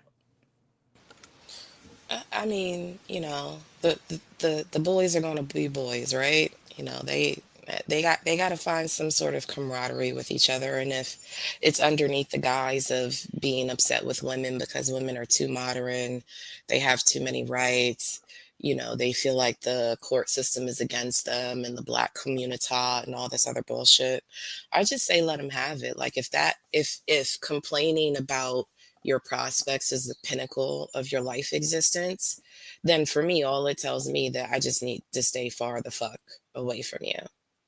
You know what I'm saying? Like, but I see it too much. That's why I've been tapped out, because it's like I just get sick of hearing people talk, oh, relationships, and this one's a deadbeat, this one's a fucking, you know, cop carousel rider and whatever else.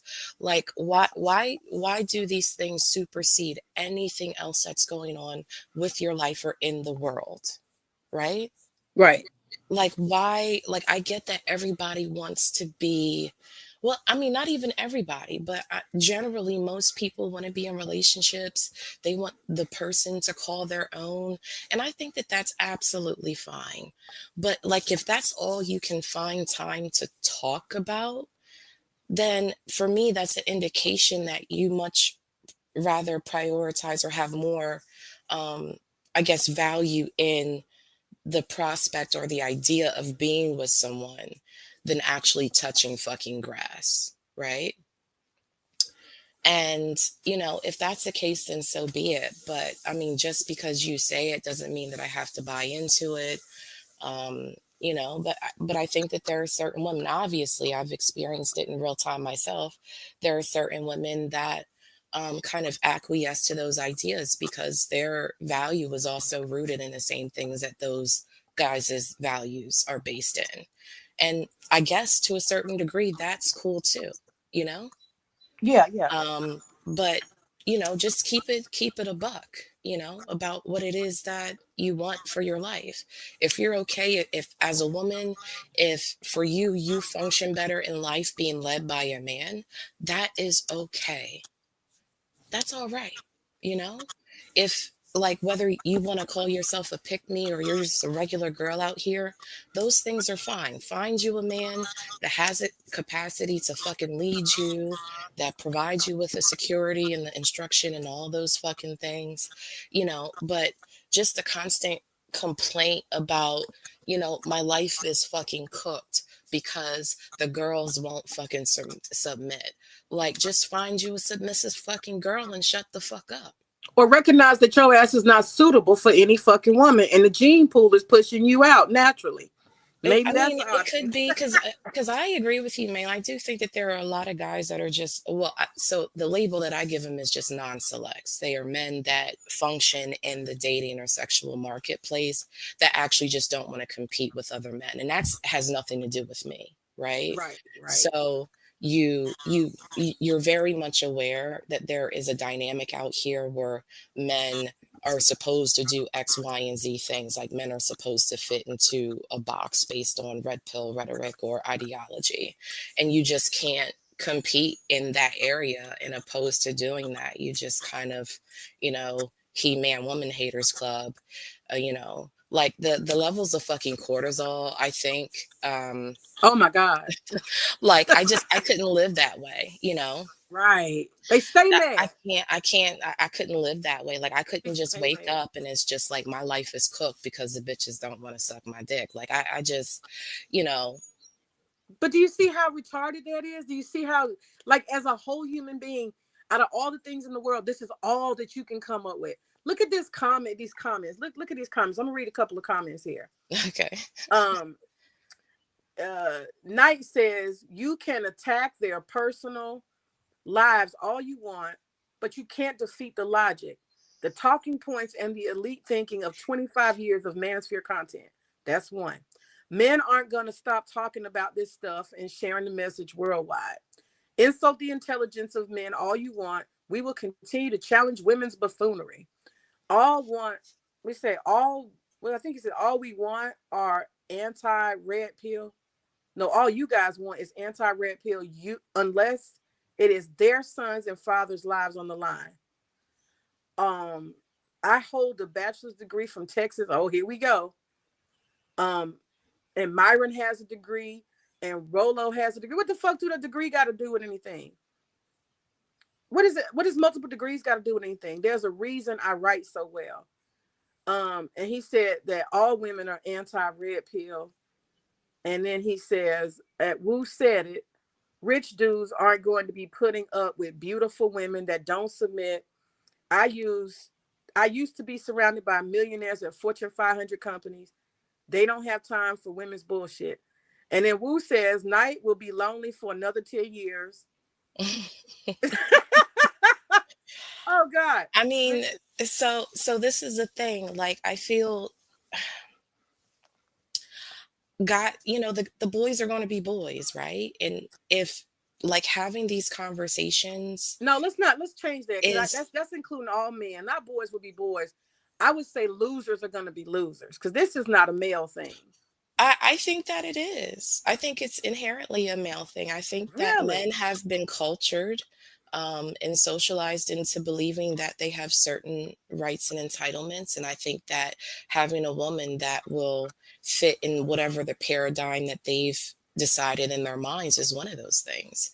Now, I'm not saying that all men are fucking assholes and like treat women like shit, but I think just the idea kind of sits in like a de facto position for them.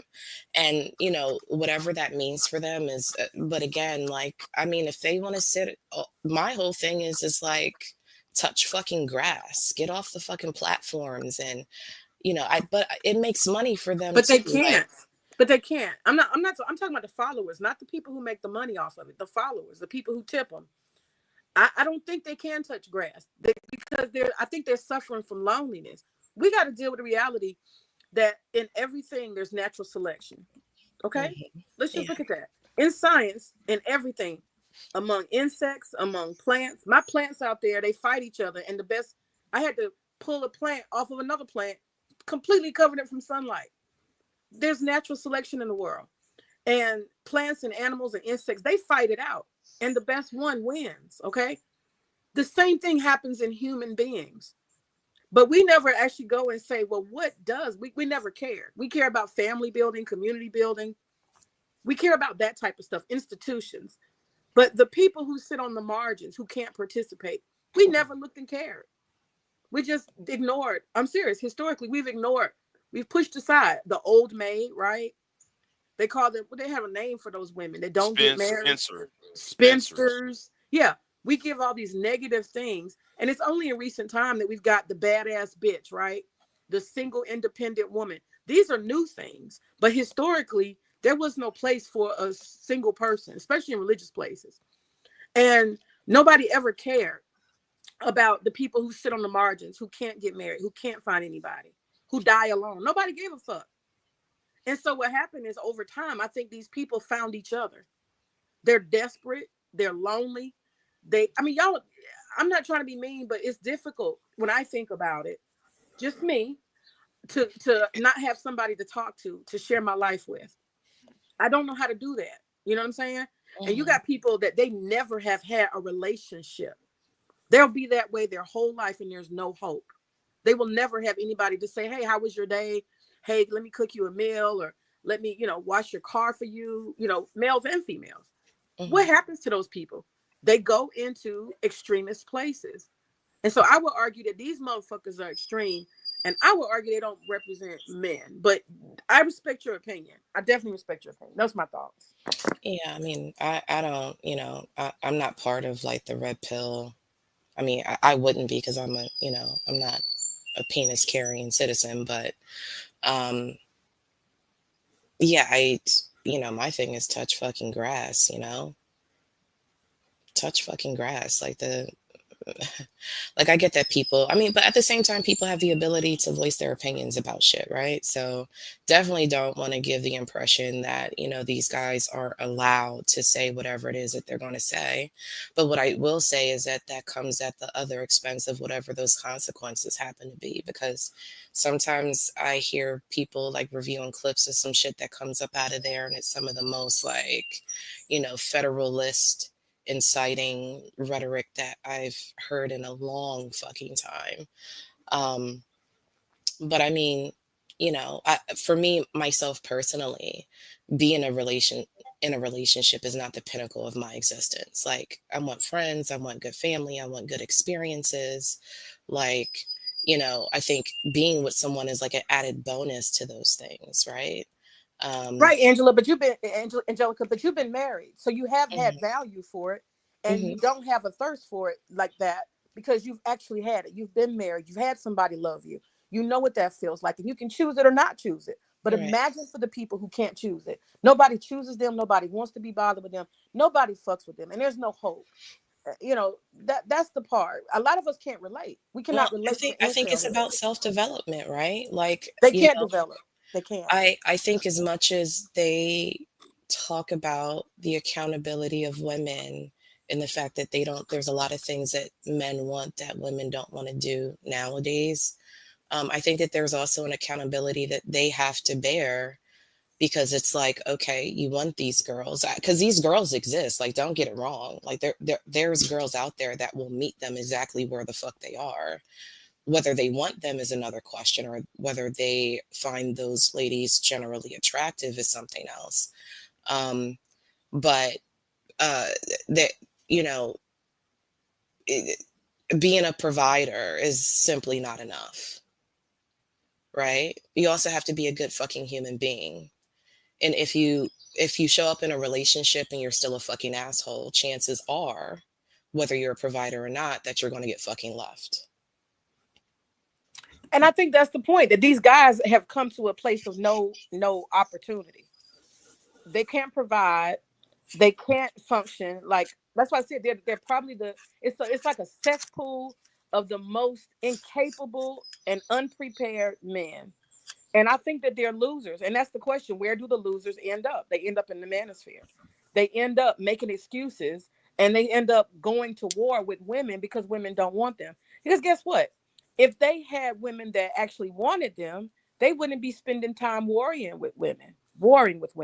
They would actually be providing. They would be working extra jobs. They would be out here doing stuff with said women. They would be in love with women or a woman. You know what I'm saying? They would be functioning with a woman if they could. They clearly can't. They're not being chosen. And that's the conversation they don't want to have. Like Knight is in here, he's making all these comments. Women don't get to tell men what we value, want in a woman. How many times do I have to explain this? We don't give a fudge about your strong independence. You know what I'm saying? All these wars and all this anger. If you had a woman that wanted you, sir, you wouldn't be here doing this right now. You'd be happy. Like my husband will be at 10 o'clock when I get his breakfast and making pancakes. Your woman would be making pancakes for you, maybe. You see what I'm saying? You're there because you can't do better. You're lonely because you can't do what it takes to have a woman, a respectable, decent woman. And this is why y'all are there, because you keep repeating this crazy stuff. And instead of living, like she keeps saying, touch grass. Touch grass means go do it, bruh. Go do it. Go be a man and be with a woman. What's so hard about it? Y'all do all this philosophizing, all this talking, all these panels, all this book reading. And at the end of the day, you come up short. You still can't get a woman. So the problem is you. And the sooner y'all Manosphere dudes understand, you're the problem. Because real men who can get women, they're out here with women. They're out here building families. They're not complaining on the internet. Y'all are losers and you need to face it. And you stuck there and I don't know what to tell you to do. Yeah, I don't. He is making a lot of. So I guess my question is, like I'm reading some things and I'm trying to figure out where those inferences were made. Can you read what you're here. reading? Can you tell us what you're reading? Hold on, because there's so many of them. You see how frantic they are? You see how, like you said, cortisol? You see how frantic he is? Like he watches a lot of different people. Like the comment about, McDonald's doesn't get to tell its customers what they should eat. I mean, that's true, but what I'm saying is that when men create the men create the parameters in which they are supposed to function in relationships, you can't then, after hundreds, centuries of having that sort of structure, then say, oh no, fuck, we don't want this shit, we need to change it. And these are the terms in which we need to change it to, right?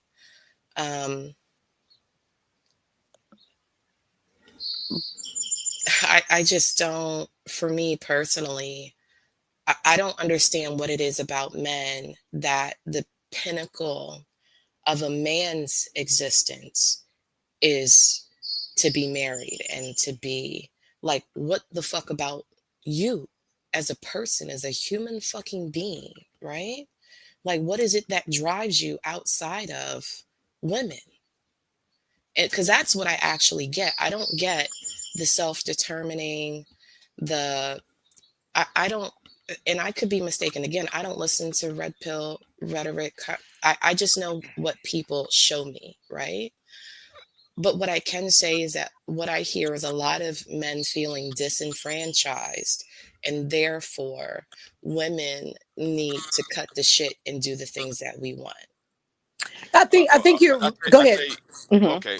I'm gonna say it like this, right? Let me put it like this, right? I was off my. I was away. That's why I wasn't talking. I was away, and yeah, I'm pissed off at this point. Anyway, what? No, I'm not at nobody on this panel. Not nobody on the panel, but you put it like this.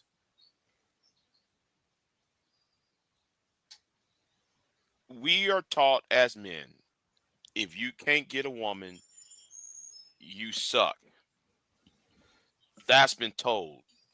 The church been telling us that. a man who finds a wife finds a good thing, then we get Boyce Watkins who tell us, well, I don't want to be a stepdaddy, blah blah. Well, I'm a man who step up. You hearing that rhetoric shaming men, right? And on top of that though, it's harder for men um who are millennials and Zoomers Mhm. to find anybody because back then um my a man's income could raise a family, right? Or could, well, I'm talking about that whole Leave It to Beaver thing, right? Like, so society looked at as single heterosexual men as useless, or as um how can I say, as cannon fodder. uh and that's why a lot of men feel this disenfranchised. And I'll be honest, I feel at times this disenfranchised as a black heterosexual male because of that. So Mhm. and plus though, like you hear like you see, like, the View, the women on the View, they always dogging some man out. You seeing that image, right? And it's like what somebody told me. I think there was a guy named Joe Neckbone, and he was talking to me one day. This about 10 years ago, when I was on my little red pill raging years. He was telling me to relax, because I'm only hearing the tail end of women's plight, and it really doesn't have nothing to do with me.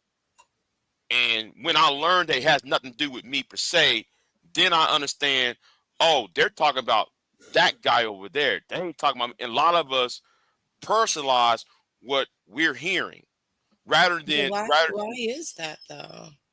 Why? So, okay, imagine me on a panel, right? And hmm I'm talking about like my ex-husband, and I'm flipping the fuck out hypothetically, and I'm saying he's a piece of shit, right? Now, right. you don't know my ex-husband from a can of paint. Why hmm do you feel like, well, I'm not saying you, but hypothetically, what I have seen is women having conversations about their experiences, and then some random motherfucker from Atlanta pops in a comment and they're like, oh, don't say that, men aren't bad, you bitches, and da da da da da da da da. Why, when you don't inherently know who the fuck this dude is, right? Good, And you good. also don't know, like, whether what, like, if we're just taking shit for face value because that's all we can do on these panels, hmm why try to challenge whether what the fuck she's saying is real, right? So what I often see is men caping for other men they don't even fucking know, because bros got to be fucking bros, right? Like, I'm hmm not going to cape for a woman that actively is doing fuck shit, whether it be to a man, a person she's in a relationship with, her fucking children, her marriage, or whatever. I will drag a bitch for doing some fuck shit, just like I would drag a man for doing fuck shit, right? hmm But what I find interesting is men feel compelled to defend the idea of men, when in some cases these guys actually are pieces of shit, right? hmm hmm hmm And that's the part for me, like, that's the question, like, if I had to ask one, I want to know why men feel compelled to just, like, broad stroke defend all men. well, part of it is part of it other men want to stand with other men who who who has a strong voice. That's why you have the idiots trying to stand shoulder to shoulder with Tommy, or stand shoulder to shoulder with Anger Man, and Anger Man or Tommy will tell them to go piss off. Right. I always see that, right? And you got that little guy named Jalen trying to stand shoulder to shoulder with Red Supreme. You know, you see that, they're trying to, and it's sad to see it. You see other men trying to bow down to other men, and I'm just like, do y'all stand on your own 2 feet? Y'all doing it because other men men are angry. You won't be mad. It's like though they never had close friendships. I said You it's know. loneliness. Loneliness got a lot to Yeah. do with this. Yeah. It's loneliness and it's insecurity. You know. Now for me, right? For me, how I got into it, right? It was a combination of you know, the walking in 10 hours video. You know, you remember that white woman, that Jewish white woman walked in New York City for 10-hour video? That got me into deeper into the um to the red pill um you know um space. And also with the whole Gamergate issue, it was more. My thing was not primarily about dating per se, even though I'm not, even though I'm going to be single for the rest of my life. Well, but anyway, the point is though, I just think that people don't know how to cope, and they think this right here, this YouTube and these podcasters, they think this is some type of power, and it's not. It's just a facade. It's just an illusion of power. Oh, y'all stand. I agree with Andrew Tate. I agree with this person. I agree with that person. But they're not. But they're not. You're not gaining anything out of it. Shame, blame, explain is not. It's not a, like, you're not gaining anything out of trying to shame, blaming a woman or dog on a woman.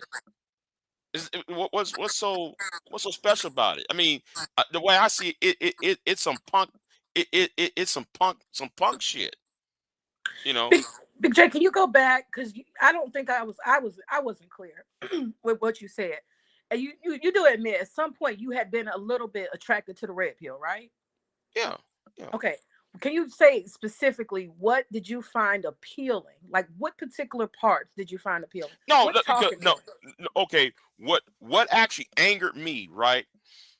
Now, I already know. I've been knowing about the red pill since what we call the red pill back in 2005 with the with that movie, the Diary of a Tired Black Man, with Tim Alexander made that movie. That really jumped off the Black Manosphere 1.0. There are two different types of Black Manosphere. The 1.0, those people are long gone. Those people no longer on YouTube for the most part. Some of them died out. Some people are they left YouTube. But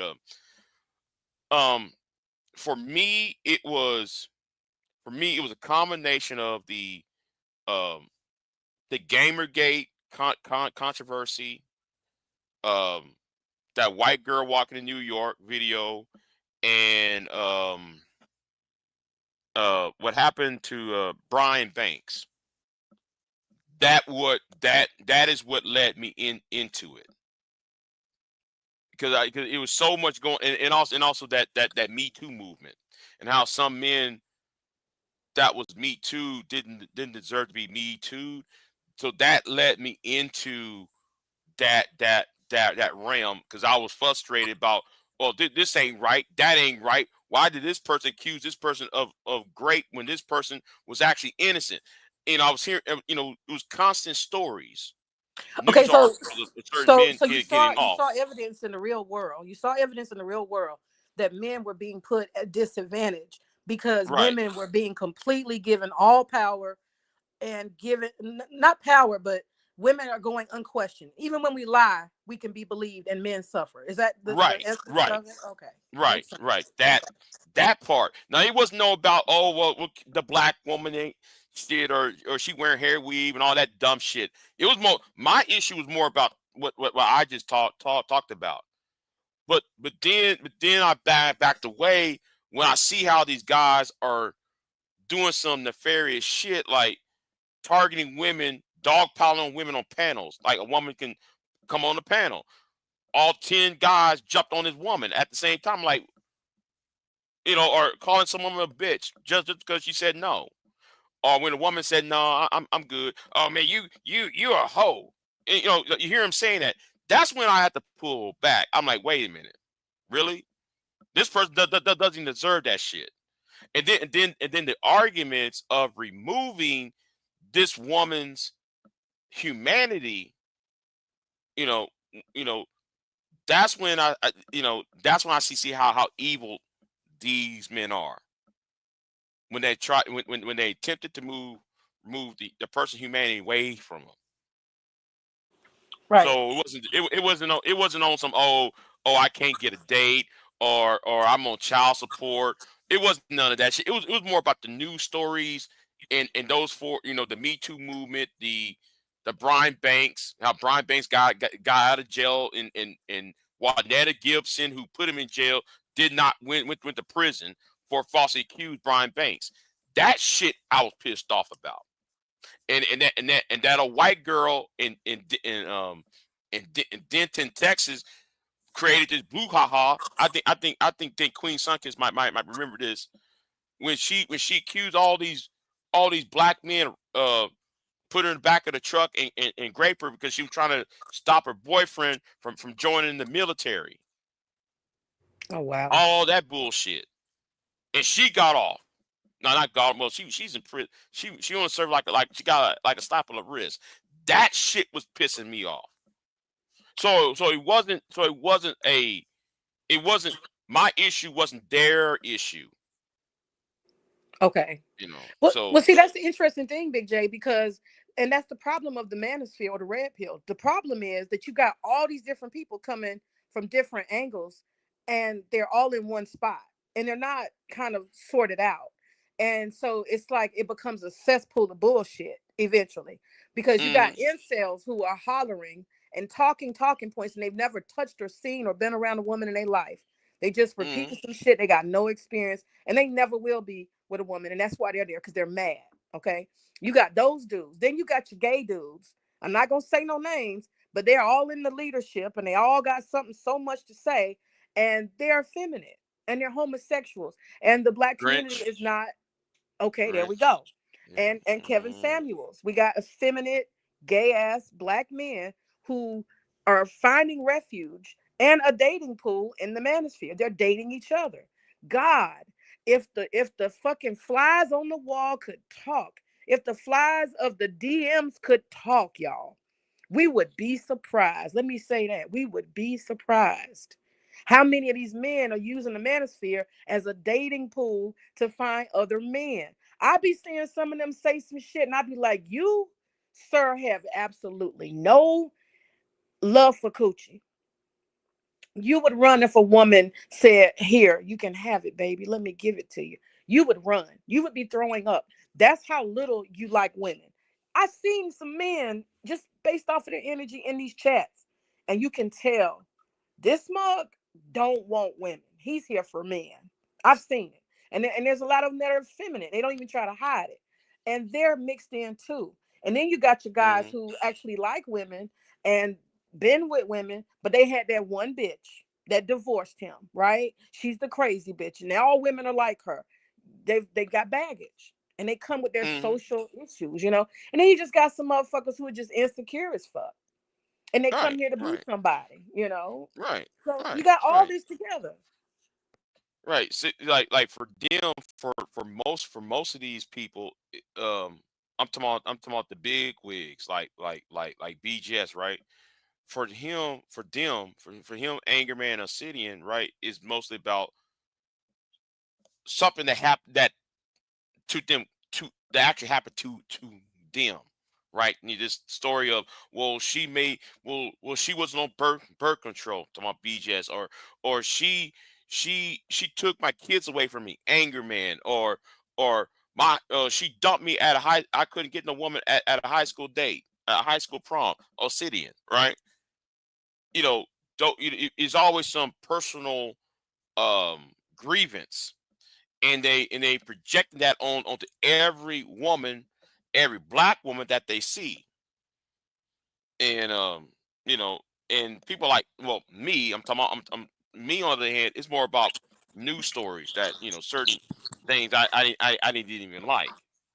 So Well, I think that's a whole different genre I didn't mention. But you got men who are thinking about fairness towards men. You know, they right, want fair right. child support. So what do they call it? The not men's liberation movement. I joke with my husband. The MRAs, the men's rights movement. Men's rights movement. So you got men who come to it for the men's rights movement, definitely. Mm. And then I think there's a genre too of men who just kind of have this a man is a man and he should go out into the wilderness on his own and he doesn't need to have any attachments. There's that too. I don't know what they call it. Yeah, yeah. The MGTOW monks. I Okay, actually yeah. like them. I actually like them. They don't talk about women. They're talking about all the shit. They ain't trying to talk about no SBE, trying to even just shame a woman, blame a woman for all my problem. That's why I love the MGTOW monks. Because at least they practice what they preach. They're not like these MGTOWs. They say MGTOW brothers and black women ain't shit. No, they just like whatever. I'm good. I'm out here in the woods. They recognize that relationships don't have to be the center of your world. Unlike Right. Knight here. Knight Right. is a worshiper of women. He's part of the gynocracy. He's eats, sleeping, and breathing women, relationships, women. I have to have talking points around women. I have to think about women. I have to go on panels and be with women and argue about women and sit among men and talk about nothing but women. They do not realize they are the gynocracy. You guys, BGS forgot to tell y'all that y'all are the gynocracy. You men who are obsessed about women, you are the fucking gynocracy, okay? Oh, wait, hold on. I gotta write that down. That's a title for a live stream. Anyway. They are the fucking gynocracy. Yeah, you're right. You're right, because like the whole Monahan report. Oh yeah, man.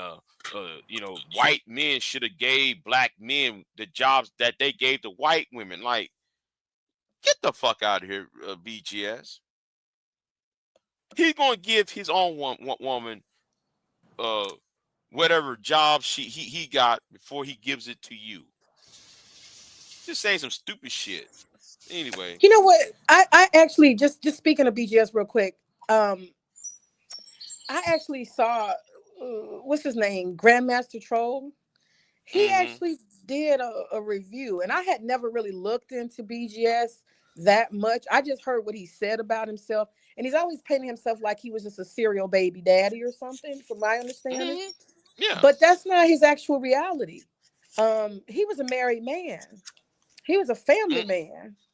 Based on what GMT said, a married man with the American dream, and the picket fence and the children and the house and everything, working man. I don't understand the transformation. It's insane. So his narrative just doesn't work. It doesn't work. It doesn't make any sense. It doesn't make any.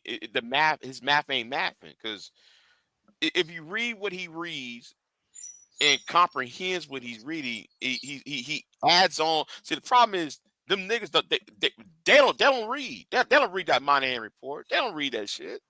They just believe in what he's saying. Oh yeah, well, we just right about the Monahan, man. It's black women's fault.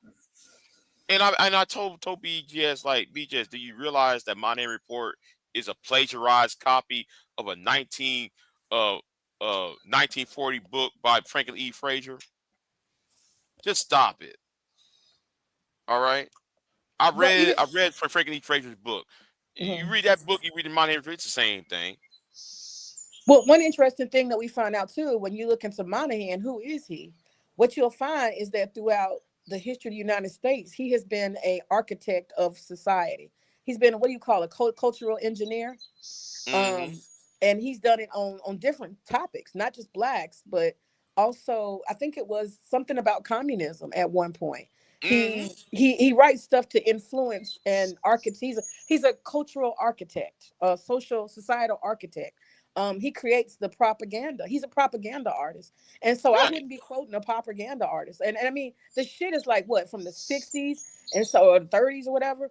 So it's fucking old. It's outdated. Anybody who knows research, you don't quote old ass research. Research has to be new and it has to be founded. You can tell the history. It has to be updated. You can tell the history of something, but most important is what's current. Right, because what is so stupid about about BGS doing his Monahan report thing, right? Is him using the Monahan report about welfare But like some of us who born in the 80s, like I am, I'm born in the early 80s. We was raised with welfare reform. That bullshit that Monahan was writing Right. has nothing to do with us. Right.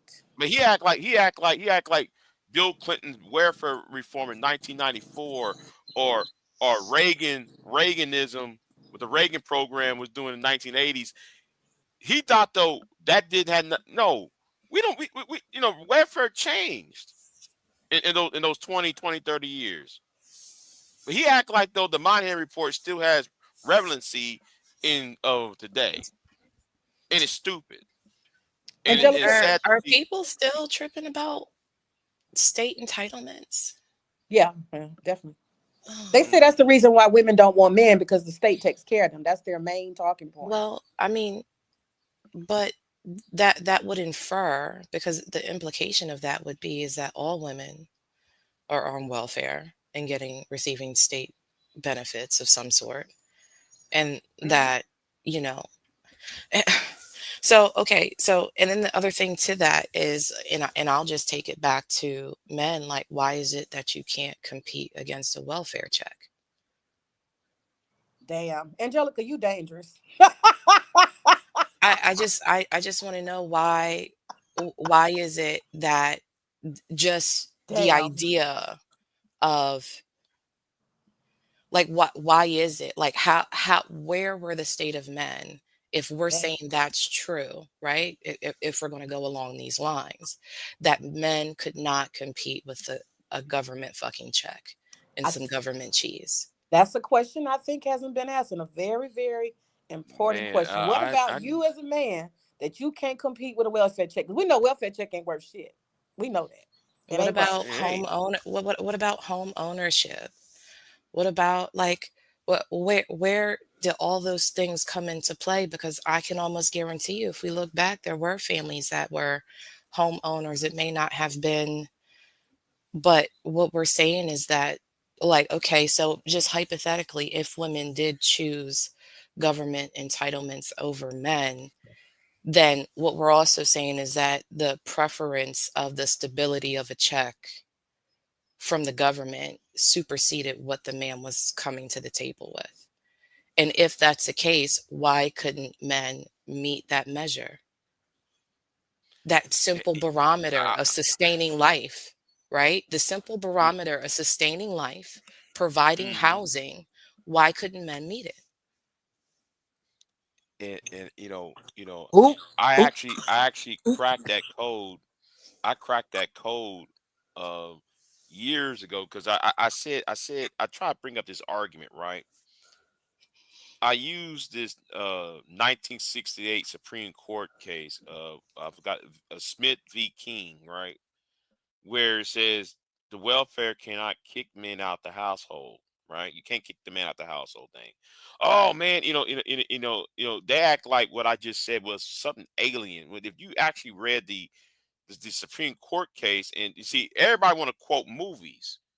Oh well, James Earl Jones and what's her name in that movie Claudine? They use that as a reference rather than actually using actual real life references on why men can't be kicked out the household. And the reason why men are kicked out of the household because it ain't his house.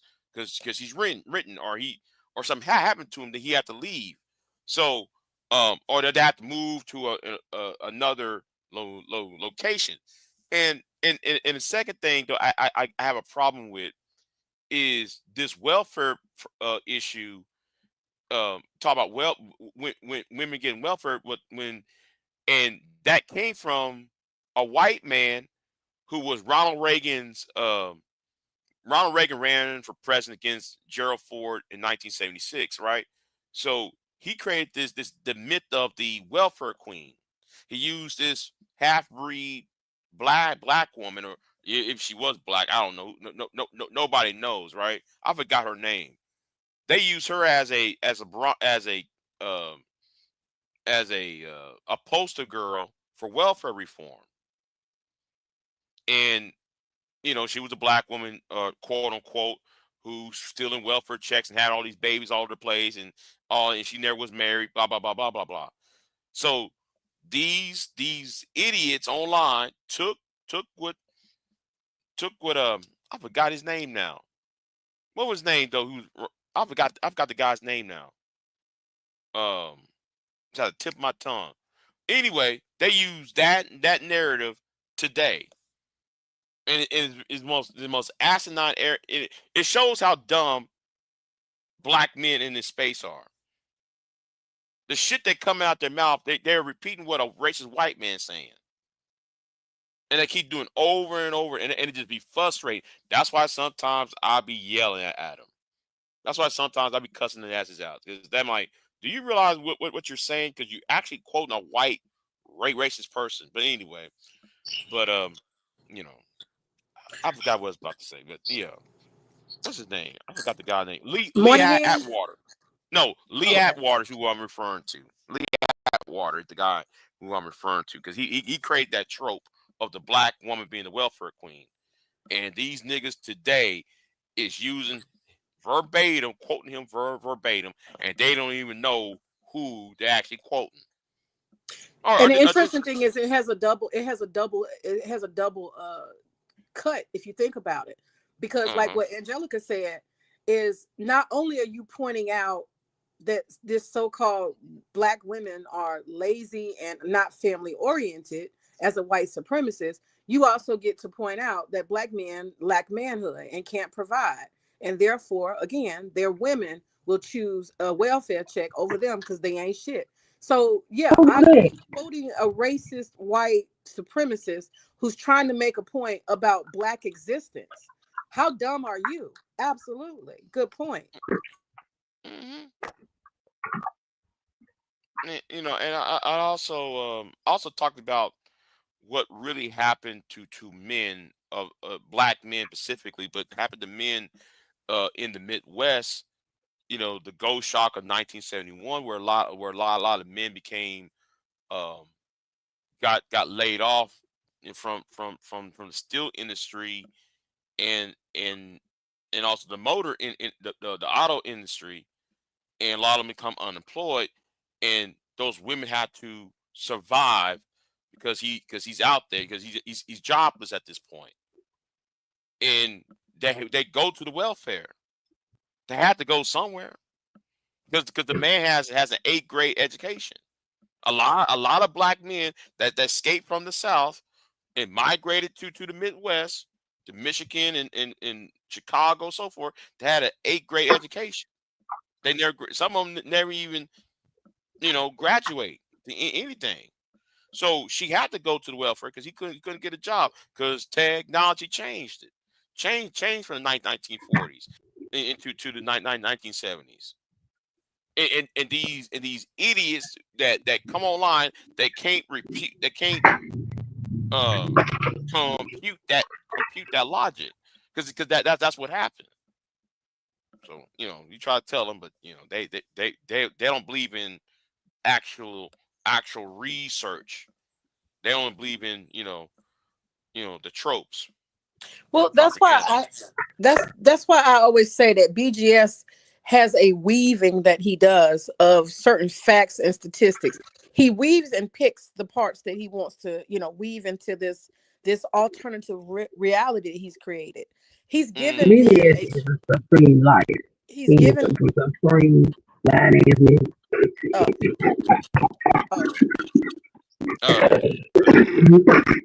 You're breaking up a bit, Queen. You're breaking up a bit. Yeah. But BGS has weaved together a bunch of facts and statistics that he's cherry picked, and he's created an alternative reality that he wants these men to have all the answers. He's given them all the answers. He's packaged it, and he's weaved together these facts, and he leaves out the ones that matter. Like what you just said, Big J, that's so logical. Well, what about the fact that the man might have told the woman, hey, I can't hack it. I lost my job. Can you go and apply for the food stamps? Can you apply for assistance? It could have very well been men, but he won't even let that be a possibility.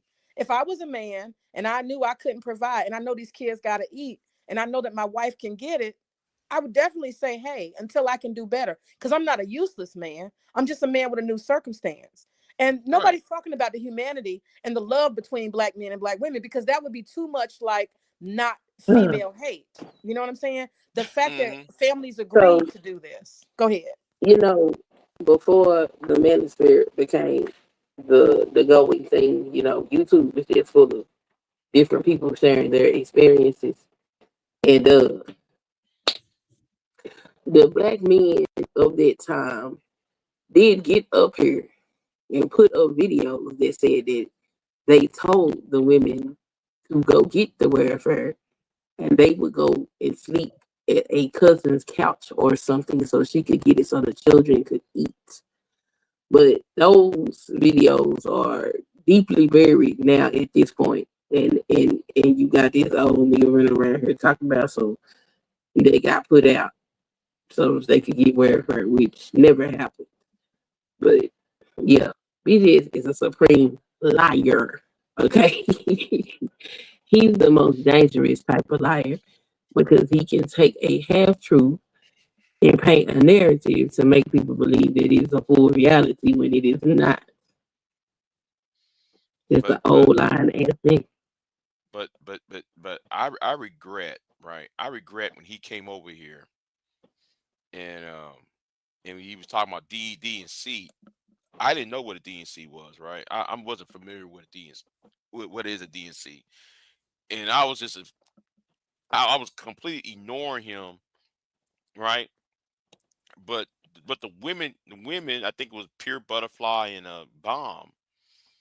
They went ahead and you know, when he said that shit, you know, what a DNC is, I'm like, oh, DNC is an abortion. And he went to his channel. All them niggas believe that. Oh, DNC is abortion. And I'm sitting there like, wait a minute. Okay, y'all mad that women are having abortions, and then you mentioned DNC, and not all DNCs have to do with abortion. So how can you talk about and here is the other talking point. Black women have all these abortions argument, right?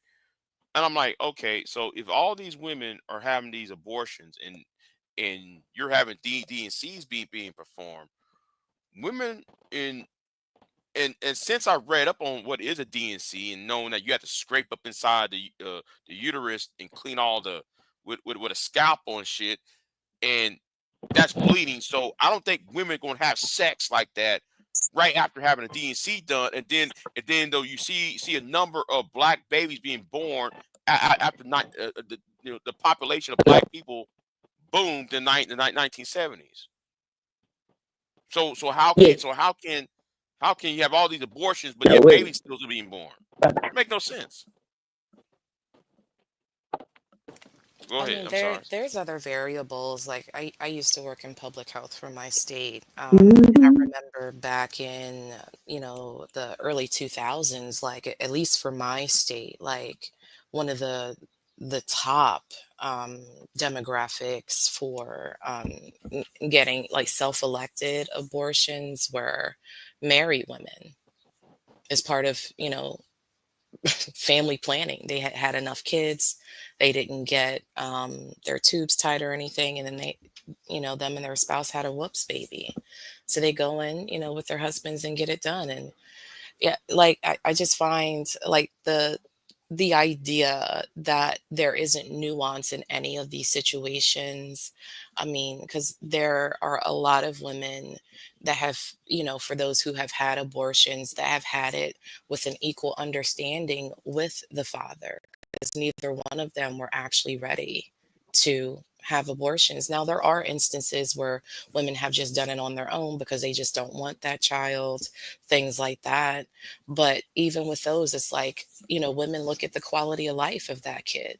You know what I'm saying? Like, why would I bring a kid into this world when I can't provide for it in the ways that I need to? Like there's so many different real realities to those things that I think men just want. Again, they like to put things because everything is compartmentalized. They just want to put it in a box and say, this one specific variable here is what all these bitches do. And that's just not the reality. It's Right. not. And and I try to tell, you know, black women especially, have what's it called, fatal maternal, what's it called, where the dying during The childbirth or right highest after. mortality rate. Yeah. Right, right. There's a reason why black women have these abortions because of things like that, right? I try to tell people this, right? I talk about there's an academic of this happening in the state of Texas. I've been talking about this for a few years now. They act like though, black women just having abortions because like they're a bunch of evil group of women and shit. Like, no, y'all just you know but I don't know. But the thing is, I view them as a threat. I view the Manosphere and S Spice BM They as a are threat. threats. Yeah. Um. Like what Yeah. happened One. to me Huh? yesterday. Huh? I said they are threats. Like, y'all can't hear me. Hold on. Oh, she must be at work. She must be And at she work. might be. It sound like she whispering. She's like, Yeah. in the mic. Yeah, I mean, if that's the binary that they want to live under, that's cool, but they themselves, because of those things, they lessen their own dating pool because of it, you know? Hmm. So, And I mean, if that's the lifestyle that you want to carry, if everything lives in a binary and nothing can fit outside of those things, that's a personal choice. Have fun. But batting the average is, it hits different at that point, and it's nobody's requirement to meet um, the same way that men, will say things like, nobody's required to give a fuck sufficiently. The same thing happens in reverse. Like, it's not women's duty to really honestly give a fuck about any of the things that you desire unless they actually want to, right? hmm And that takes, I guess, in funny terms, proof of fucking funds, right? um, and that's just a reality that we all have to live with. I don't, you know, again, I don't spend my time like, oogie boogie men, you know, niggas ain't shit. Right. I don't have that amount of mental space to give. Like, I know that element exists, but my life moves on. I still have to pay bills. I still have a family that I need to take care of. And for me, those things are much more important than, um, you know, trying to suss out whether a motherfucker is good or not. They're going to show it at some point, and it's up hmm to me to be able to vet properly or fucking not. But to sit around and complain about the ills and the ails of, past experiences and fucking trauma and all that other bullshit, my cortisol would be sky fucking high. I would have wrinkles all over my fucking face. But notice what you said, Angelica.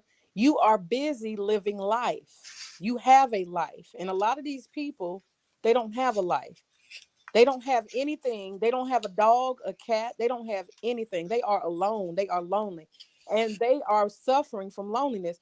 And so this is their only outlet. And so, yes, they will absolutely attach themselves to these false narratives that are absent facts and information because their only goal is to justify the loneliness. The only reason why I can't get a woman is because the only reason why, and it has to be all women, right? Because it can't, because if we have, think about how many people we have on the planet. Look at the planet. We have billions of people on the planet. And you are a human being who has actually got the nerve to sit up and say with this many people on the planet that not one wants you. How fucking pathetic is that? So you have to come up with a narrative, right? Because nobody wants you on the whole planet. Because people travel, there are opportunities, different cultures, different places.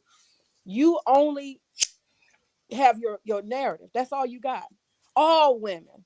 You got to paint a picture of all women. And I would submit to you, and I want to say this to BGS as well, if he happens to be listening. I would submit to you that these men who are so gynocentric because they're using women as an excuse of why they can't function, I would argue that those men are simply not really ready to deal with reality. That's what it is. They just don't want to deal with reality. And the reality is that women don't owe them anything. You have to gain the favor of women, just like women have to gain the favor of men. A woman's body is not your business. I know they think the statistics exist, but actually it's a private issue. So having conversations about women's bodies and what they did with them is kind of stupid. That's not your woman. No woman chose you. So abortion shouldn't even be in your mouth. You're not even procreating or having the possibility of procreating. You know, it's like Edward Anderson. He sits around and he talks about marriage and how bad marriage and how you're going to get divorced. Negro, you can't get a date. So you shouldn't even have divorce or marriage in your mouth. So it's a lot of assumptions about their entitlement. It's a lot of fantasy and a lot of delusion. I would like to say this to BGS. BGS said last year when he was going back and forth with me that he was going to actually take his what is it called, octaves, octanes, the octanes, and he was going to actually write a book. That's what he said, because he's supposed to be a scholar and he's always hanging underneath other so-called PhDs and all their work, and he does not have an actual body of work. He said last year that he was going to actually take the octanes and turn it into a book so that he can be like the fat guy who writes the books. I forgot his name. Yeah, Dr. T. Son Johnson. Tia Son Johnson. Yeah, I didn't mean to call him a fat guy. That's all I remember about him. Well, he is big. I mean, he real big. Yeah, he real big. Real big. Yeah, I thought he was just medium big. He's super big. No, he real big. he's real big. He real big. He wide as he He is tall. big. He big like I don't want to say Nate. no name. Yeah. Not Nate, the other one. Nate. Not Nate, the other one. Oh, I don't know. I think Nate bigger than everybody. Yeah, that's why I said the other one. Oh, okay. The other one. But what I do want to say about it is this: that he didn't produce that book. He got till July. He said it, July 1st. So BGS, I'm holding you accountable to your production of the Octanes book, July the 1st. Be a man of your word. You said you was gonna write the trash. Write the trash. We need you to produce that book. But this is my demand. This is my demand. A man was so I don't know who BGS is. Well, I know of him when y'all talk about him. But you're saying that this man said he was going to write a book to try to talk shit about you? Is that what you're saying? No, not about me. It's called the Octaves. Octanes, I'm sorry. Octanes, and he has categorized all Black women and what they are like. He's, we talked about, what you call nuance. There's no nuance. Yeah. So he's got about 10 categories or so about all Black women. So this is the thing I want to say to BGS. And BGS, I want all the smoke, because I'm going to argue with you about this, and I'm going to do my own video about this. You created all this alternative reality based on binary between men and women and this balance between the masculine and the feminine. Sir, I want you to know that you have a third party present that you're going to need to address your octanes and your whole thing that you create. Let me tell you what that third party is. You have a third party in your midst that you had not considered. And I want to ask you, BGS, do you have space for homosexual men in the manosphere? And if you do, are you willing to create? Are you willing to rewrite your alternative realities and adjust your whole philosophy to include the homosexuals that are among you? I just want to know, BGS, is there room for the homosexual men, or are y'all rejecting them? And are you going to change your philosophy to accommodate men who want to compete with women for dick? That's my question. I'm done. I don't think homosexual men are allowed in the manosphere. I'm asking BGS they exist in the manosphere though. They do exist in the manosphere, but they're not gonna never admit that. But is BGS gonna make room for them? Is the question? Is he gonna? No, because they're not allowed. Okay. Did BGS ever say that? It's kind of like with Obsidian. I don't know if you remember Obsidian, or when you talk about Kevin. Maybe we should take advice from the queer guy. You talk about Kevin Samuels, right? I was like, wait, you just stabbed yourself in the back. You hurt yourself. I want BGS to address it. Is he going to make room for the open or the DL men in the manosphere? And can he rewrite his philosophies and thoughts around men who want to compete with women for dick? I just want to know. And nobody don't want to talk about the Nobody. You know, I use the word. I ask people about the Grinch. Nobody want to answer. Nobody want to. You know, They quiet, Well, ain't they, I Big mean, J? like, yeah, I yeah. don't think that They that's quiet. inherently fair because one of the, okay, so like homosocial behavior, not calling men gay, but the concept that men, one of the big things that men do is kind of like share their sexual exploits with other men and kind of just essentially vicariously live through other men's sex lives with each other, right? That does kind of open up the grounds for men with different sexual preferences, including, you know, the same gender. I don't know why you would disenfranchise a group of men who believe in the same principles as you do about traditional values and family, regardless of what their sexual preference is. Because the idea is that it's not, if we're only saying that these things are applicable to men that are strictly heterosexual, then we're also saying that we have no room for men that may hold the same value system or core belief system, just because, like, that to me that's stupid. Like, you're missing a whole segment of a That gender. don't even make sense. Like, why would you disenfranchise other men like that? Like, you, like, the Because whole they're not traditional men. Because there's nothing traditional. A nuclear family, okay, that's a big thing. They can't be a nuclear family. They're a homosexual. but that doesn't mean that they can't adopt kids or they can't even procreate. Like, you can have They not. surrogacy, but That's not those, the family value. The family value is man, woman, and children. Not man, man, and children. No, they don't have the same value. And well, BGS will tell you that they can be part of the gynocracy because the gynocracy accepts that foolishness. but those men don't want to be a part of the gynocracy because their principal values are in red pill rhetoric, right? Is in They got traditional values. So why would these men, just because their sexual orientation is the same gender, gravitate to women when women, because they don't even want the women. So the They don't question want is, shit to why are do they with the even in men. the red pill if they don't believe in traditional values? Why are they even there? But they're there. They're there. because they No, don't these like women. men, but this is my argument. These men absolutely do have, they just like other men. They like fucking other men. That's the only difference. They still want families. They still want structure. They still hold that there are gender dynamics, whatever the fuck. They still hold all of those beliefs. The only difference is that they like fucking other men. So who's the wife and who's the husband in the I don't know. relationship? It They gets have to figure complicated. that out. They have to figure that out.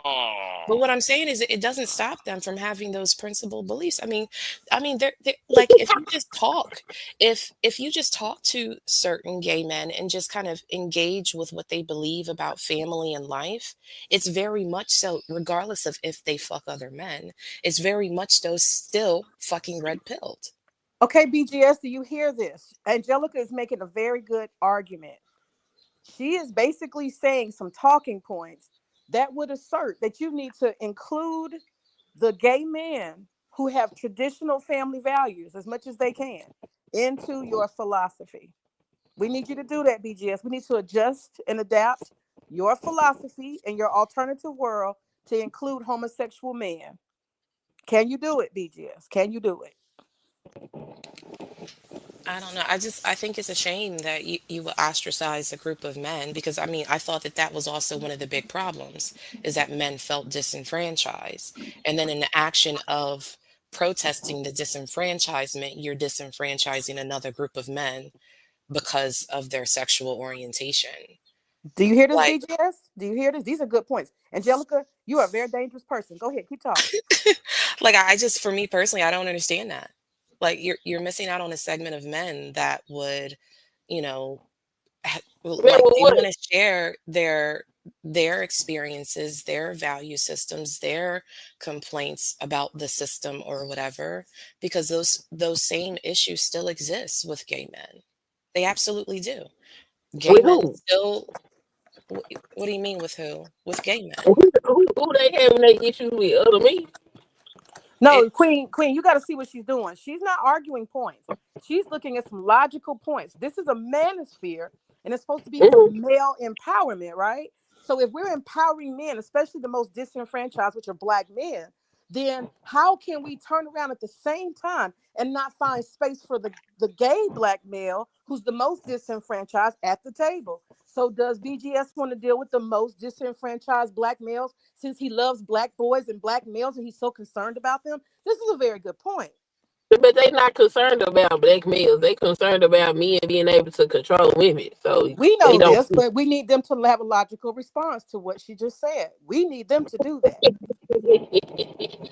Yeah, I mean, I just think that, you know, it's kind of like, so I think maybe my mental frustration with the idea is that you have a group of people that are pushing back against disenfranchisement. But in that action of disenfranchisement, you're also disenfranchising others.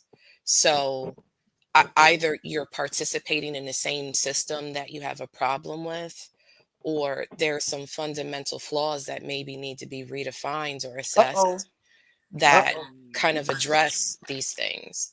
Because we can't be, I mean, it's even like, and I'll just take it to like another route, like the whole undocumented persons, right? One of the things that we've all noticed and that we could talk about is that there are people that are here that were born in other countries or may have been children of people that have jumped the border, whatever, that have their naturalization paperwork and this, that, and the third. Well, a lot of those same people that still experience like the discrimination, the stereotypes, the racism, all of that stuff, were one of the first people to pull the ladder up from other generations of people that went through their same experience, right? So are we saying that we're ladder pulling against other men? That, oh, okay, oh, we've established that this group is for us and we have these issues. But when there's another, because I'm gonna be honest with you, I've talked to men that happen to be gay, but also share a lot of the traditional value system personally. They want children, they want family, they, you know, they want to be married, they want to be with somebody. The only difference with them is that their sexual preference is other men. That is the only difference. And if you're saying you're going to ladder pull against these men, you're also participating in the same shit that the fucking naturalized non-American peoples do and what white people overall do to everybody fucking else. It is the same fucking methodology. And you know what, Angelica, this is very relevant right now because there's this guy named Grinch who has called himself a leader of the Manosphere.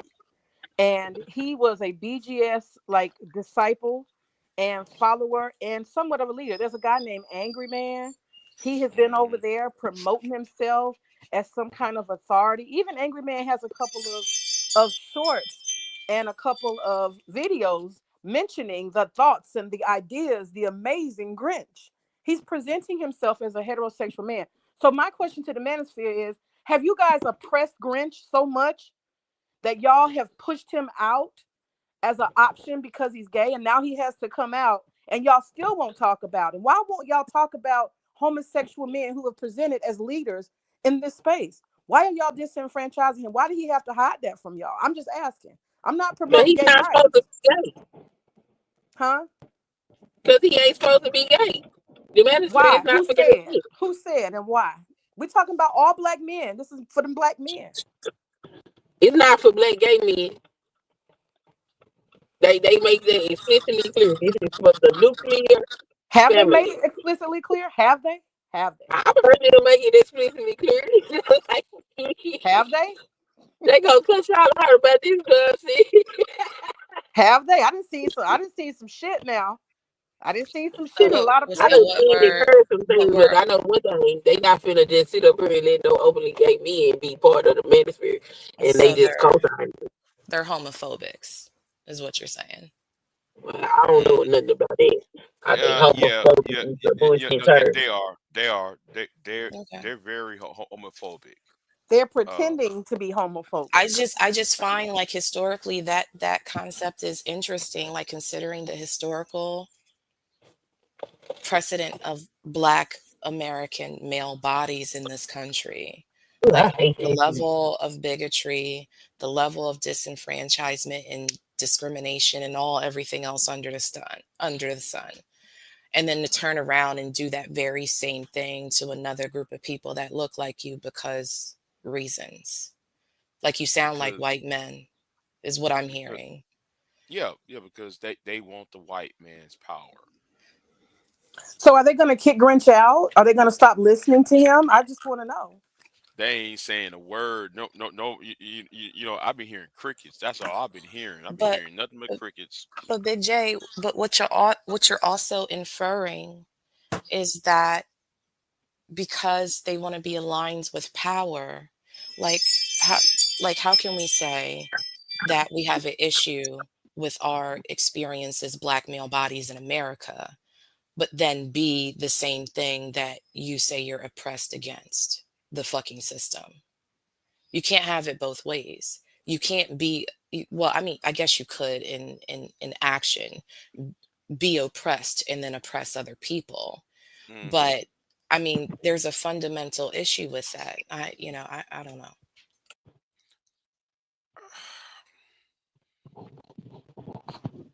I don't know how to. I don't know how to respond to that.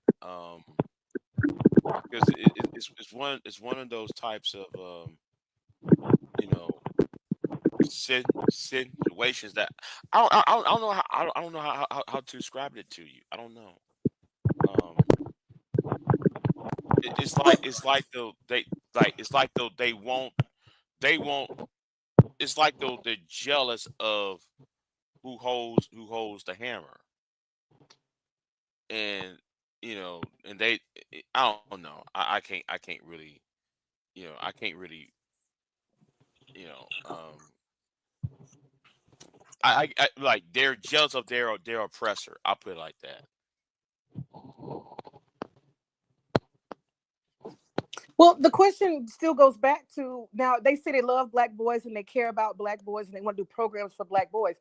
My question would be in reality, if there's this unsaid rule, y'all say it's said, I don't think it is, but if there's some unsaid rule and understanding that homosexual males have no place, homosexual black males have no place in the manosphere that's supposed to be for men, if there's no place for them, my question would be, how does that apply to mentoring? They say they want to do programs, they want to teach them gaming and all these different technology things. Are you going to expel black males, black boys who you mentor from programs? Are you going to dismiss those black males who are at risk that happen to be gay? Those are questions I have. Because we love black boys and we care about black boys, right? They care about black boys and men under certain criteria. Those who can donate money to them. That's what. Yeah, I'm gonna say who else I think is LGBTQ in the manosphere. Uh-oh. Go ahead. Who? Chaos Reign. Hell, I don't think he know it yet. Is that something he said or is that his mannerisms? Is it something he said or is it mannerisms? Because no, wait a minute. I'm gonna tell you. No. I got something that will back up my claim, right? Or the possibility, right? Okay. Now. There's a YouTube channel called Talk Real Solutions, right? I'll be over there I'll be there on Thursday nights, right? So Chaos Reign hosts it on Sundays. Okay, but years ago, before the pandemic and all that, right? There was a guy named Dawa Israel, and Dawa Israel wrote a book called "The Diary of a Broken Ass." So if you look at the cover of the book, okay, you know what? I might do a separate live stream on this, but I want you just to so Chaos interviewed Dawa, and Dawa's dead now. Dawa passed away about year ago. So he's no longer here. But Dawa wrote a book called the Diary of a Broken Ass, and it shows a woman, two women hugging, right? So if you read the book, because I got the book, and I used to have the book, I drew it away. All it was about was man on man action. What does a penis do inside of another man's anus? Is that a book written? In the G Is that spot. something that big Nature Boy we used to refer to? Because I know Nature Boy had some science he was teaching behind anal something. Right? Yeah. Dawa used to be big on Black YouTube back in the day. So yeah, so they spent hours discussing about dick, a man's penis inserting into another man's asshole, and talk about there was incidents that it bleeds. Virgins would bleed, and they're having these little weird ass conversations. No, it doesn't bleed because depends on who is the penetrator might be more gentle and all that shit. I'm listening to this shit. They went for 5 hours about this shit. You know what? I'm gonna go on Blog Talk Radio. I'm going Blog Talk Radio. If I find it, I'll send it to you. I'll send it to you, man. So every time we hear chaos, what's his name? I forgot. So he was interested, huh? He had lots to talk about. Another man's butt. I mean, wow, interesting. And maybe we need to do an APB, so that people can feel comfortable once we get an answer from BGS and Angry Man and all them about where do that's the question, that's the challenge. Where do homosexual Black males fit into the Black manosphere? Are they welcome or not? Answer, please, BGS. Please answer thoroughly. You like to talk, please answer. Do they fit into the paradigm? Can they fit? Will y'all make room or will they be dismissed?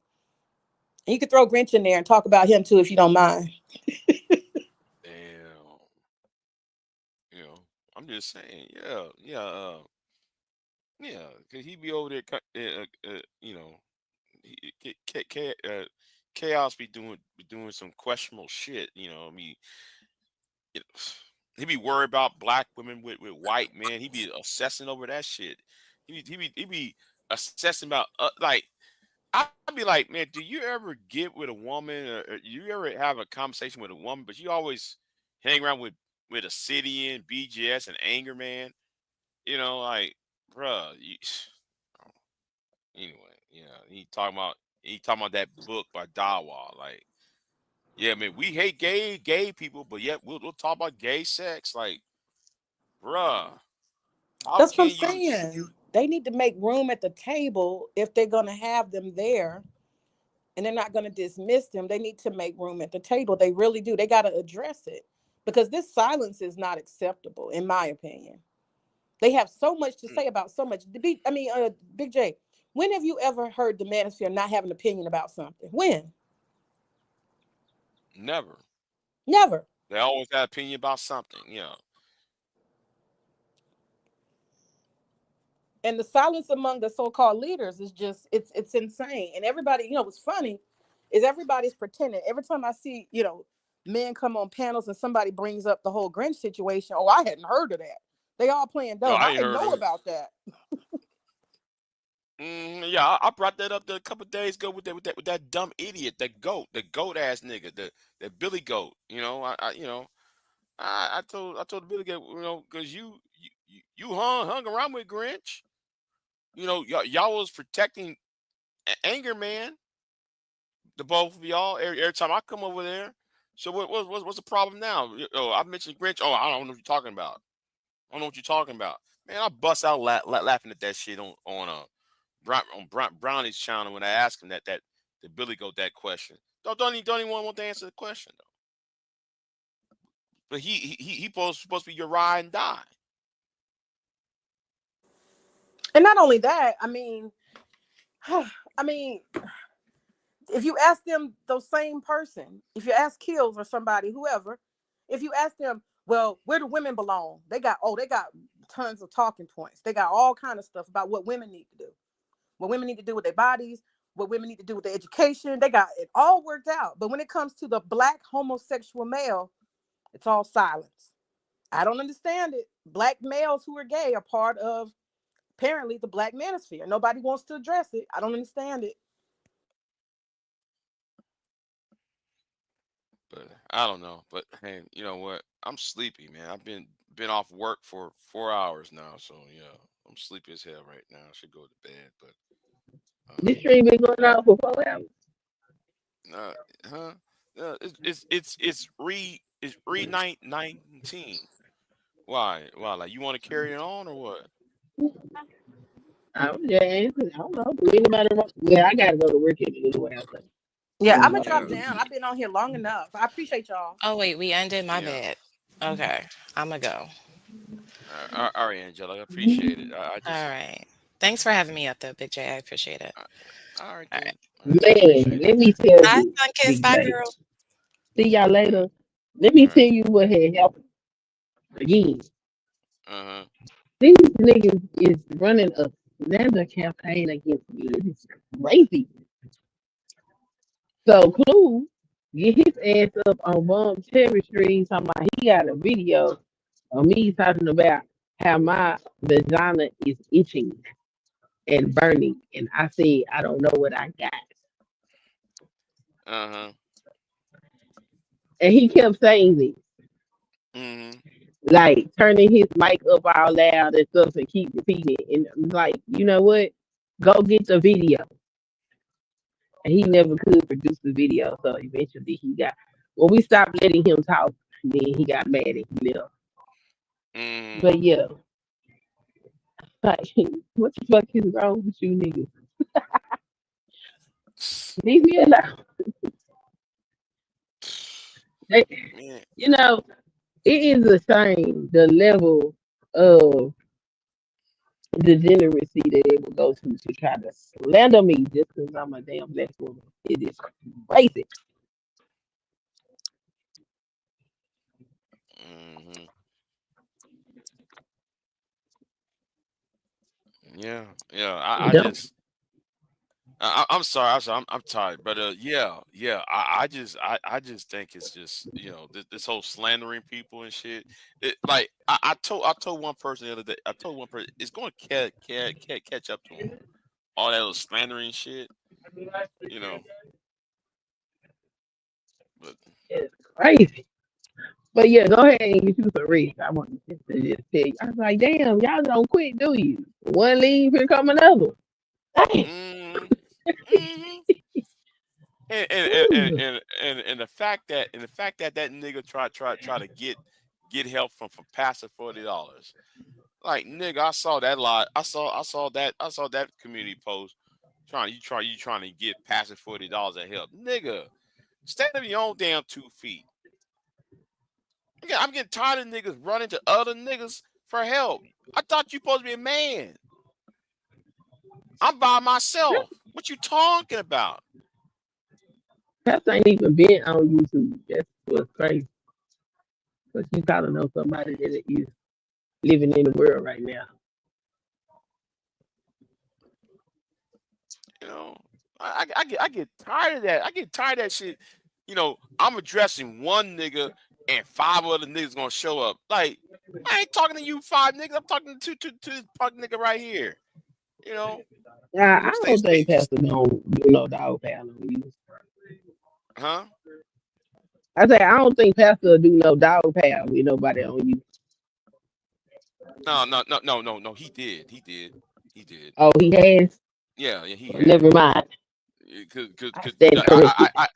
no, because he know why I'm angry at him about that Morgan man, about Morgan man, that white dude Morgan man. Yeah, you know. So yeah, I have no respect for Pastor after that shit. You know, after what happened about 5. Yeah, it was 5 years ago. Yeah, so yeah.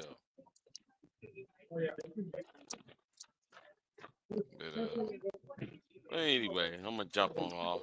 So So you about to go to work. I've been off from work, so I'm about to go to sleep and shit.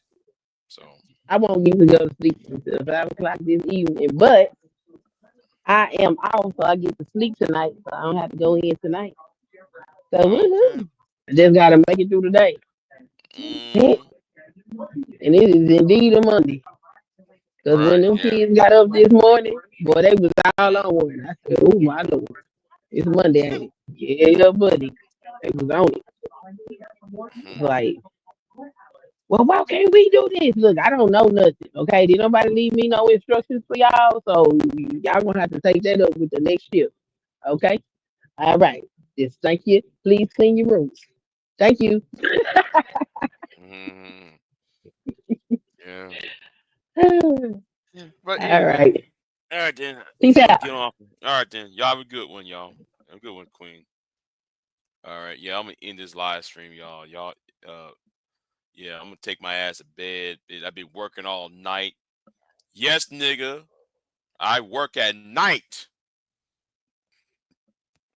You should be at work. Some of you niggas should be at work right now. You worrying about me. I work at nights. So yeah.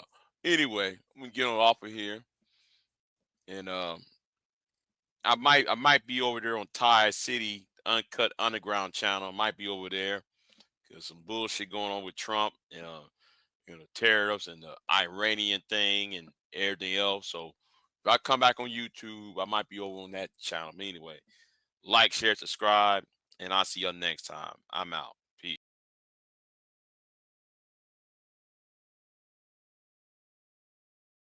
I am not here to debate with anyone. I have devoted all of my adult life to this subject.